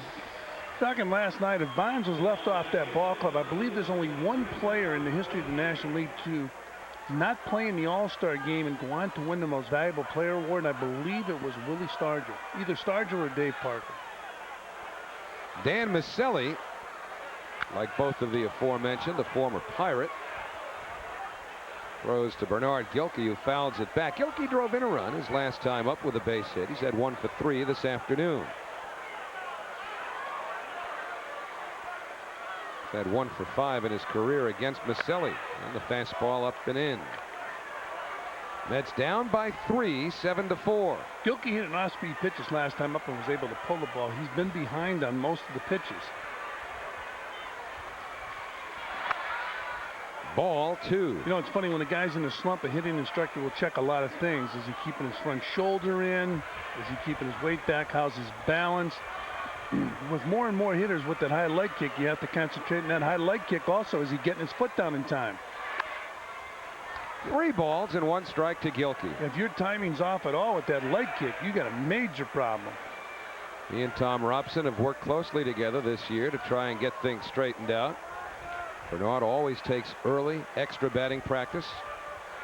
Doesn't want to change his approach at all as he fouls it back. Well, some guys, I guess, start doing things differently just from a superstitious standpoint when they get into slumps, but Bernard has been diligent and consistent in his preparation all year. You know what he has to do? Relax. The only way you can relax is be successful, get some hits. He already picked up a key hit in this game. If you get a few more, play well against the Marlins, get some key hits there, he'll be relaxed. You're not going to hit unless you're relaxed.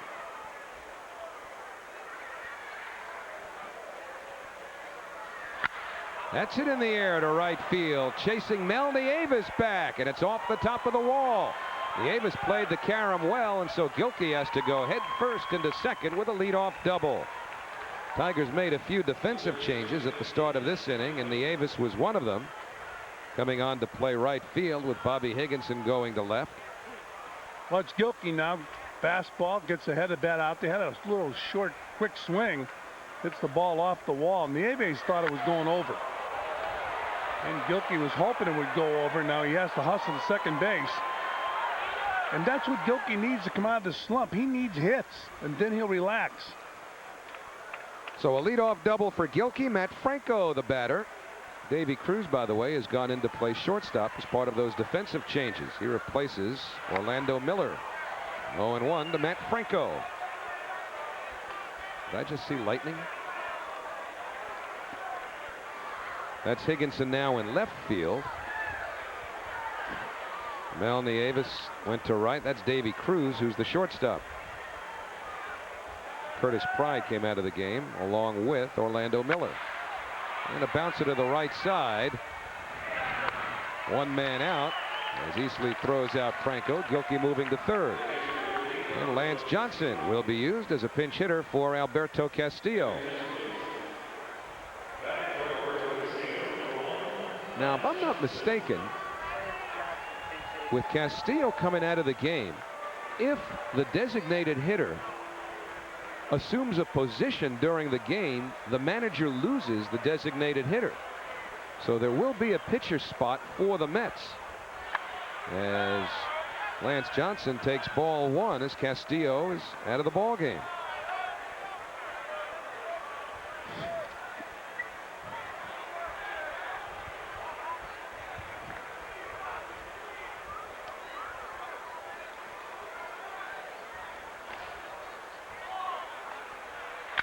Up the middle, base hit for Johnson. And again, the Mets have crept to within two. The fourth straight inning that they've put a run on the board, and once again they'll bring the tying run to the plate. So Lance Johnson with a single and an RBI for Johnson, his 16th run batted in, and the Mets trailing 7-5. Well, right off the bench, and Lance Johnson goes right back up the middle, so Bobby Valentine pushing the right buttons.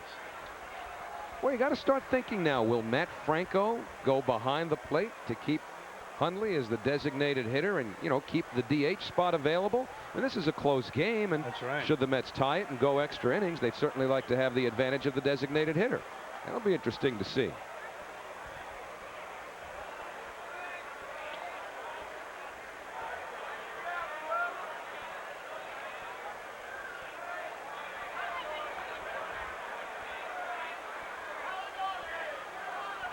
So Carl Everett representing the tying run at the plate.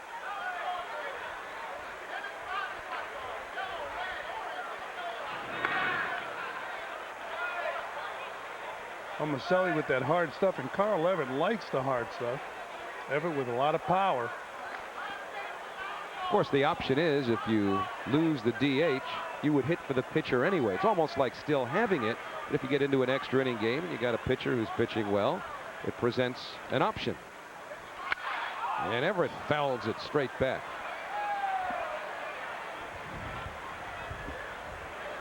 You put Johnson in motion as the clouds get darker and darker overhead. And the forecast is for nothing good for a long time. We're talking about thunderstorms with hail over the early part of the evening.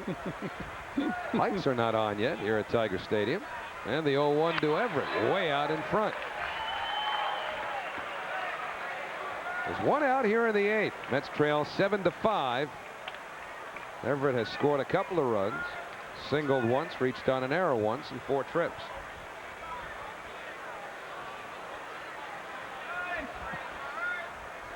Infield at double play depth. The outfield deep and straight away. Upstairs 1-2. Well, Maselli was working rapidly. He has slowed down the pace.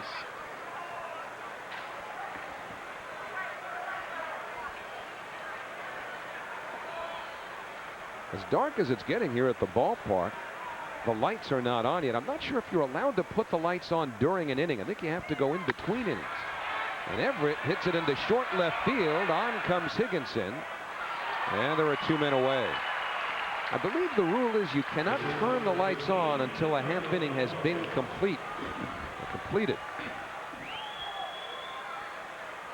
Although when the Yankees and Marlins played recently in Florida, it got so dark so quickly that I guess they just waived the rule and put the lights on during the inning. But I seem to remember a rule that stipulated that you had to wait until you had a break between half innings to get those lights on.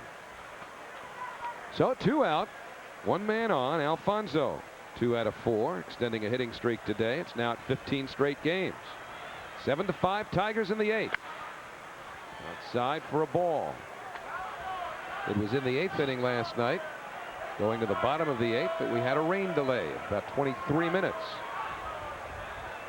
You didn't mind that rain delay. Well, I would have minded a lot less of it. It cooled us off some. Didn't do anything to cool the weather off. Mets trying to cool the Tigers off here, trailing by 2, tying run at the plate.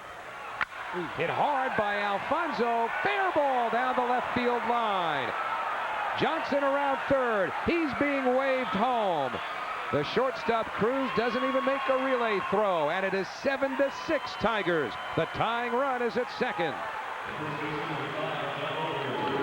So Alfonso with 3 hits on the afternoon. The Mets within 1, and they've got the meat of their batting order coming up. And Buddy Bell once again going to the bullpen. And Alfonso hammering this ball, hanging breaking ball, hits it hard down the left field line, driving in the run. It's now 7-6. Alfonso is red hot with the bat, but he is not going to Cleveland and the All-Star game.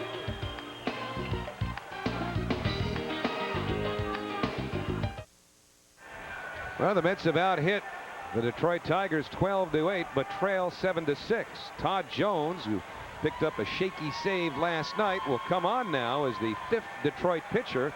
Those kids have enjoyed a nice summer day, but the weather's changing, and so the tarp is being prepared to make an appearance on the field. Not raining yet.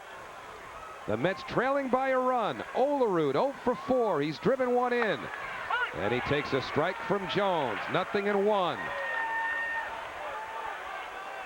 Jones coming over from Houston in that huge deal between the Astros and the Tigers during the offseason. Alfonso at second. He's the tying run with 2 out in the 8th. That's a strike. 0-2. The runner in second base, Edgardo Alfonso, has been red hot with the bat. Smoking the ball again today. His batting average up over 320 now, well over 320. It was 319 coming in, and he's 3 for 5. Bouncing ball, backing up. Fryman, long throw in time. So Travis Fryman throws out Olerud. The Mets get a couple and trail by 1.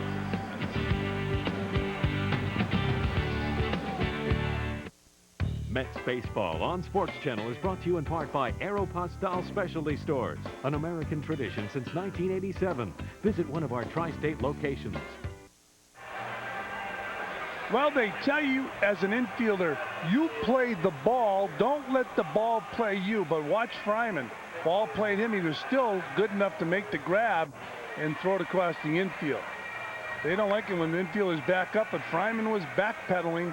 He has those good hands, sets and throws across the infield, and Olerud with not good speed is thrown out. Remember that one, Howie, when they said, don't let the ball play you? I heard that often. You spend most of your days backing up? Yeah, all the way through the gate. Well, Bobby Valentine just had to make sure with the home plate ump Chuck Merriweather that the batting order was straight, because the Mets will lose their designated hitter as Greg McMichael comes into the ball game. McMichael will bat in the 3rd spot. John Olerud comes out of the ball game effectively on a double switch. Generally don't see this in American League games, but Husky was in right field. He'll come in and play first base. Lance Johnson had that pinch single. He goes into center field with Everett going to right. And the end result of all of this is that with Todd Hundley, who was the DH, now into the game defensively, the Mets lose the designated hitter. So Bobby forced to double switch, which means Olerud comes out of the game. McMichael hitting in the number 3 spot. And McMichael throws ball 1 to Brian Johnson. Now, of course, McMichael in all likelihood would never come up to hit. Oh, excuse me, that's Raul Casanova, the pinch hitter for Brian Johnson. Upstairs 2-0. Mets would have to go through 8 hitters before they would get to that number 3 spot, and then would in all likelihood hit for McMichael. So technically you lose the DH, although it's very unlikely any Met pitcher would hit the rest of the way this afternoon. And of course the Mets trail by a run 3-0 now on Casanova, leading off the bottom of the 8th. Well, they didn't put the lights on in between half innings either.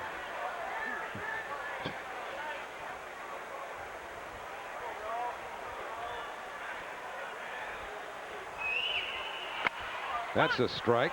Casanova was ready to go to first. I don't think it's dark enough where they need the lights. Well, you know what, whether they do or not, I've certainly seen lights on in ballparks under conditions like these where it's dark and getting darker.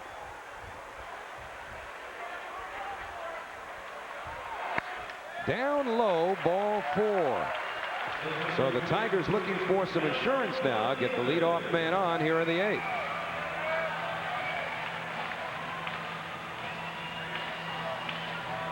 Mel Nieves came on to play right field with the Mets batting in the 8th. Will be the batter. He's batting in Orlando Miller's spot. Davy Cruz, the shortstop, batting in Curtis Pride's 7th spot in the batting order. No one has struck out more often in the American League this year than Mel Nieves. And he hits it in the air to deep left center. That ball is a goal. Upper deck in the bleachers. 9-6 Detroit. I'll tell you, what power there. Yeah, the ball's juiced all right. 14 home runs in this 3-game series by the Tigers. These guys are so strong. He hammered that ball well over 400 feet into the second deck here at Tiger Stadium. In batting practice the other day, he hit the light tower. So Melvin Nieves hits the 14th Tiger home run in the last 3 games. And the Tigers have their 3-run lead back. Tigers have matched the Mets run for the last 3 innings. Mets got 1 in the 6th, so did the Tigers. Mets got 1 in the 7th, so did the Tigers. Mets came to within 1, scoring twice in the 8th, and now so have the Tigers. And it's 0-2 to Brian Hunter. So the Met pitchers have been battered here in Detroit. You never used to see balls hitting that area here in Detroit. Just incredible power. Little looper over first, and that drops in for a base hit. So Hunter is on again. That's 3 times today. We're going to show you that home run again. The A-base clobbers this ball. Watch where this baby lands. Ball out over the plate, and the A-base said he gives it a jolt. He supplies all the power. Incredible shot. Are they going to get those Red Sox 16 home runs?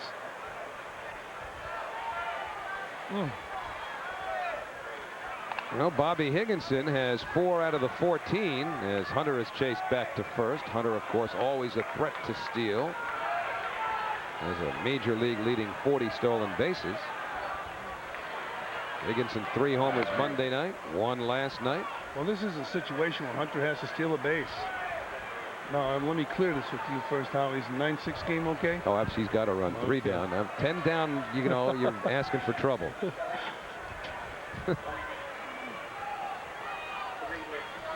Now he's running. Pitch taken inside. No chance for Hundley. Number 41 for Hunter. By the way, Nieves' home run traveled 471 feet. Well, if the ball's juiced, it's only been juiced when the Tigers have been up in this series. I mean, I know it's not juiced. You just got to give credit to the hitters. I don't think the hitters have gotten enough credit over the past few years. Every time somebody hits a home run, they say the ball's juiced. These guys are bigger than stronger than ever before. Inside. 2 balls, no strikes to Higginson. Wind whipping, skies darkening. The game 3.5 hours old. Bobby Valentine has sat through more than he cared to look at over these 3 games.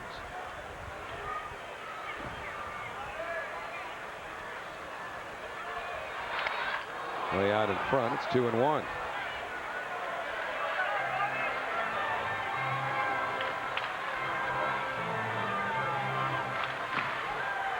and Greg McMichael in his 36th game so far this year.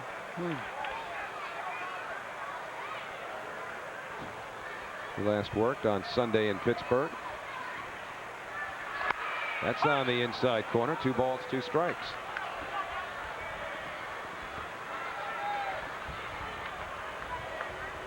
Mark Clark hit hard on Monday night. Rick Reed escaped unscathed. He didn't get in, but he was hit hard on Sunday in Pittsburgh. Castillo started. He's out of the game. Inside, ball 3. That starting pitching has clearly been their strength this year. But Bobby Jones, who is headed to the All-Star game, has struggled 3 of his last 4. Said he had a tired arm. And the payoff pitch lifted in the air to right center. This one should stay in the yard. Everett's got it. Hunter tagging on his way to third. And a strong throw, but not nearly enough to get Hunter. So he crosses to third with 1 out. And Travis Fryman will be next.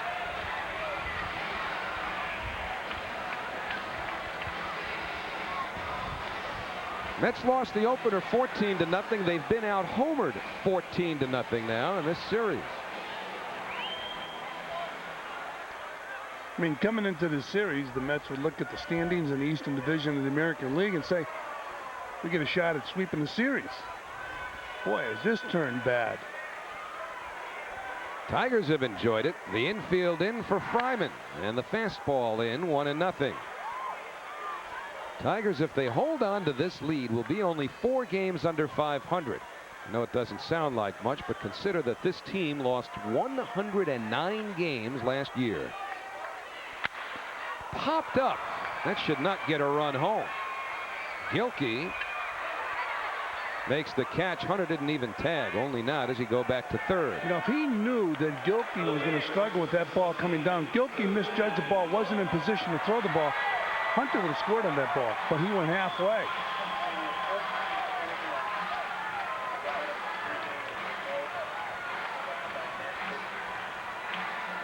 Watch Gilkey now. He's got it.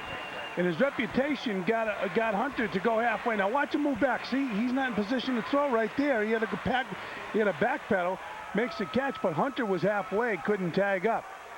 Hunter tags up, he scores on that ball.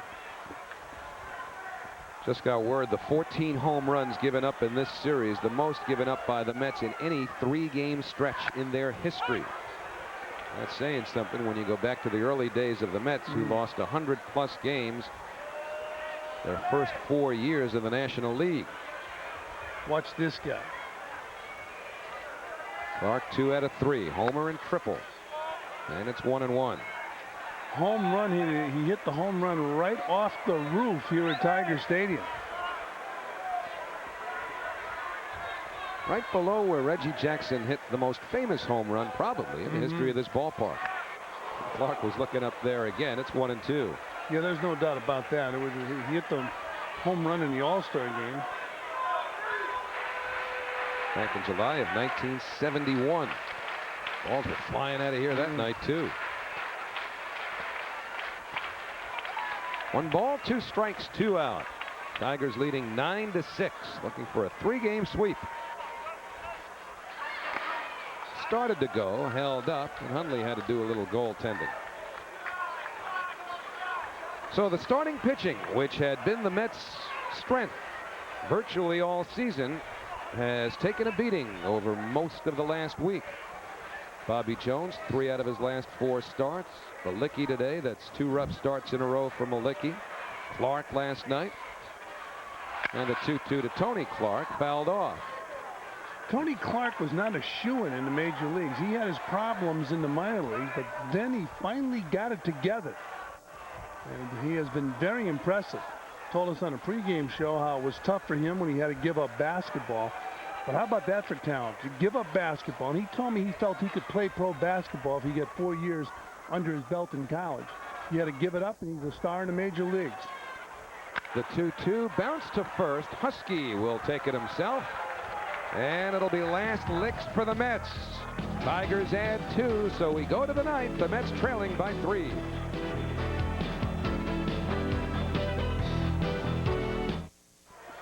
Well, here we are at the home stretch, brought to you by New York Thoroughbred Racing at Belmont Park. Oh, what a ride. Let me ask you something. Do they pay their electric bills in this joint? It's pretty dark on the field. And they have not put the lights on. And the Mets go to the 9th inning, trailing by 3. Tigers looking to turn the lights out on the Mets for the 3rd straight game. So you think it's that dark out there, huh? Well, only because, again, in these situations, we've seen the lights on before when it's been this dark. 2 balls, no strikes. And I know Mike Ilitch pays his bills. 3-0. So Todd Jones trying to nail down a save. He made an adventure out of one last night. He's got a 3-run lead to start the 9th here. Fastball for a strike to Hundley. Todd said he'll take the family with him to Cleveland for a couple of days. Some pretty good catches in that All-Star game. How about the year Sandy Alomar Jr. is having? 27-game hitting streak. Ivan Rodriguez. In the American League, you got Mike Piazza and Todd Hundley and Javi Lopez in the National League. There's 3 pretty good catchers. I think Alfonso now with his 15-game hitting streak, the 2nd longest in baseball to that 27-game streak. You know what? You're making me nervous up here. You get that glove in your he's ducking with the glove on his hand. Now, that wasn't a duck. That was a move to my right. And if you noticed, it was designed to get behind you. Now, let's understand something here. I'm here. He's there. Pitch is delivered. I'm here. And he's got the glove. I like that. You can call the game from a... You think if I put a couple of fingers down, it might distract the pitcher? Every time they swing a bat, Howie flinches. It'll be a payoff pitch. And he pops it up. The shortstop, Davy Cruz. The wind playing tricks, and it drops in. And Hundley is aboard. So Hundley on first, either via a single or an error, depending on what the official score says. You know what Cruz said? How come the lights aren't on? Watch this. Cruz, he's overmatched with this fly ball. That should be a can of corn. Fryman looks at it. He says, get me out of here. He says, this is your problem, Davey. Just saw a bolt of lightning, in case anybody's interested. Well, that's the light we need. We need Ben Franklin here. So a hit credited to Hundley, and ball 1 to Carlos Baerga.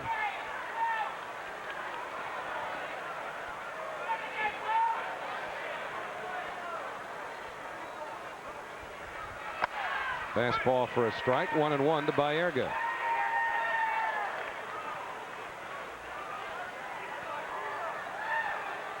Carlos had 2 hits in last night's game. He has 2 more today.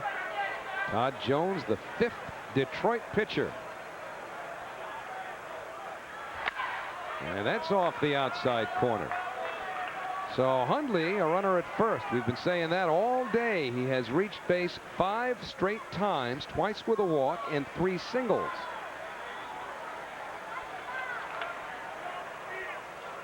And the 2-1 hit hard, fair ball down the right field line.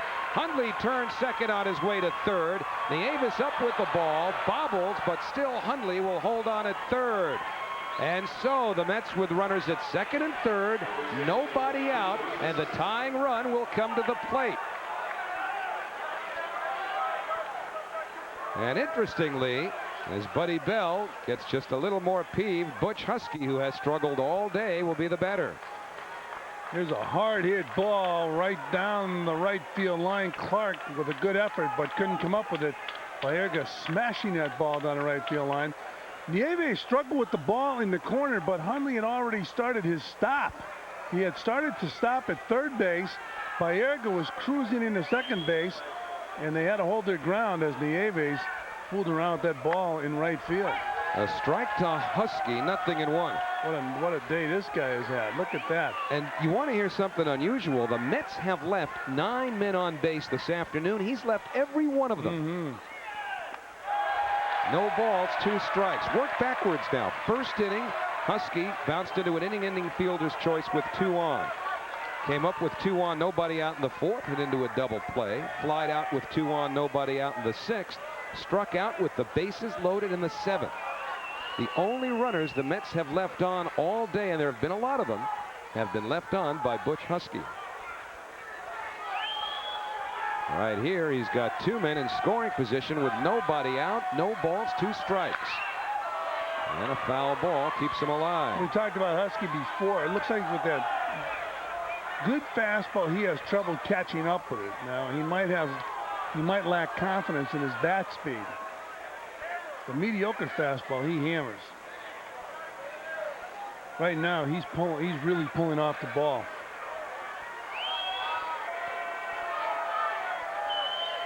Off the outside corner. Technically, Bernard Gilkey has left a man on as well.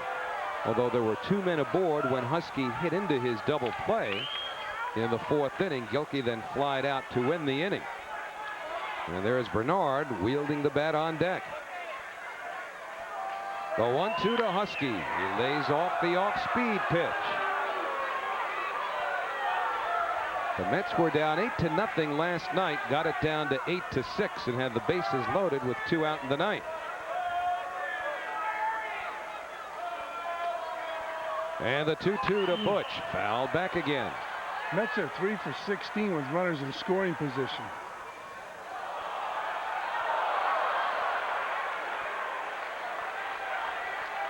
So Todd Jones making life uncomfortable for Buddy Bell and the Tigers fans. Husky looking very uncomfortable at the plate this afternoon. He really is. And Bernard Gilkey's on deck. The 2-2 to Husky. Got him. Chalk up 2 more, and Butch Husky has left 11 men on base. That was a nasty slider right there from Jones. Watch this ball break. Right off the plate, and Butch Husky chases it with 2 strikes. 0 for 5. He struck out twice as Todd Jones gets him. So now Gilkey, who has 2 for 4 today. 1-0 to Bernard. That's about hit the Tigers, but trail by 3.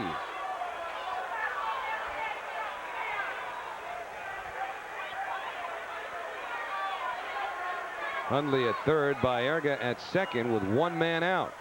And Jones looking for his 11th save of the year. He's not doing it easily, though. 2-0 to Gilkey.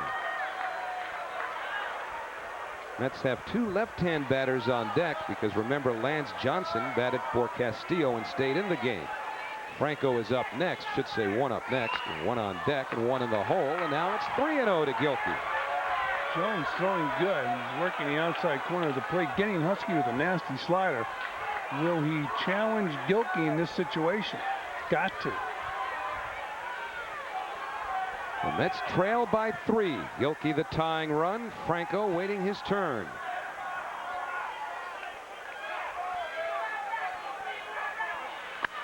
That's a strike. 3-1.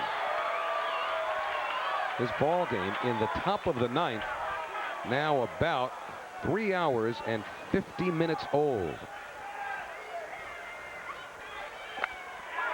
A full count to Gilkey as Jones gets the fastball over. Long afternoon for that guy, Butch Husky. And Gilkey stays alive, a little behind that pitch. Yeah, he's been behind on a fastball. Ever since he's been in this slump, he's been behind on the fastball.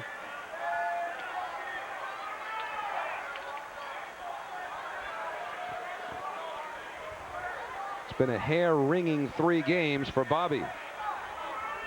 And even Buddy Bell saw about as much as he could handle last night. Probably feeling the same way today. Payoff pitch to Gilkey in the air, right field, pretty deep. But Nieves just has enough room. Hundley scores Baerga to third, and Gilkey came that close to tying it up. Now the Mets are down to their last out. It's 9-7. Well, he's congratulated for the sacrifice fly. Gilkey just missing a home run here. Nieves going back to the wall and making the grab in front of the fence. And Gilkey driving in Hundley from third base. Right now Casanova out talking to Jones as Buddy Bell looks on. Baerga on third, and the batter will be Matt Franco. Franco, of course, has power, has 1 for 4 this afternoon. He is the tying run at home plate with Baerga at third. 2 out, the Mets trailing 9-7 here in the ninth. Fastball for a strike, 0-1.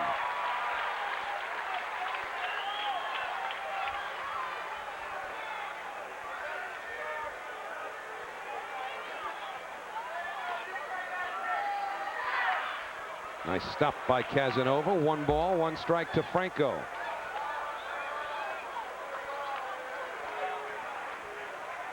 Well, Casanova looks like he'll be the regular catcher for the Detroit Tigers. And the Mets hoping that Franco can keep this game going.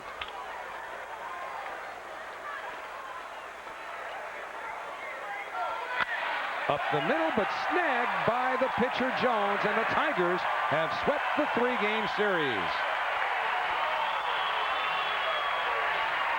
Jones picks up his 11th save. The Tigers win it 9-7. And Jones got the job done coming in. He's throwing strikes. And it was a very, very tough afternoon for Butch Huskey. Very, very disappointing afternoon for the big guy. Bernard Gilkey has some good swings this afternoon. Picked up a couple hits. Picked up a sacrifice fly here in the 9th inning, but it all boiled down to Butch Huskey. He was the man with the runners in scoring position, was unable to deliver. And it's been a tough 3 games for the Mets. They came into Detroit on a high. They beat the Pirates 2 out of 3 over the weekend, coming in to take on a rebuilding team here at Tiger Stadium. But this rebuilding team has been rebuilt. They're starting to win. And Butch Huskey can do nothing but lament the missed opportunities. He is left holding the bag, so to speak. Unofficially, he left 11 runners on base this afternoon, going 0 for 5 as the Tigers make it a 3-game sweep, winning today 9-7.